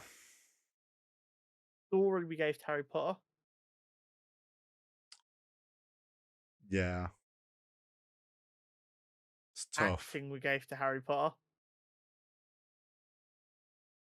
Yeah, it's I would say story I'm a bit more Rebels, but I mean, the way this is We can going, call story a tie. yeah, we'll call story a tie. Acting, we gave to Harry Potter. Yeah. And cinematography slash visuals, we gave to Rebels, So it's which I believe makes it 3 for Harry Potter, one for Rebels, two 1 for tie. Rebels, and 2 tied, Yeah, it which does. I believe makes Harry Potter our winner. And I know how much that hurts you, It hurts a lot, but especially when I tell you what happens next. it hurts me a lot. Um, Especially because that we've just had means Ahsoka and just had so much payout off Rebels. But this also means that in the next round, Harry Potter and the Prisoner of Azkaban will be up against Clone Wars. animated Clone Wars. Yeah, Now that another fucking disgusting one to have to discuss. I feel like that's harder for Harry Potter. Yeah, 100%. Um, but yeah, that is it this week. Hori's now going to Yeah, go cry in a corner. He feels like yeah. shit. He hates it here. I'll go take some um, V74 and tear down the world. yeah, exactly. So next week we will have Loki Mm, episode 1. Very We will. exciting.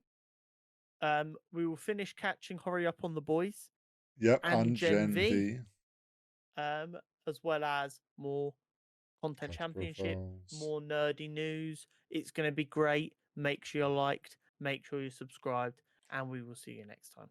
See you next week.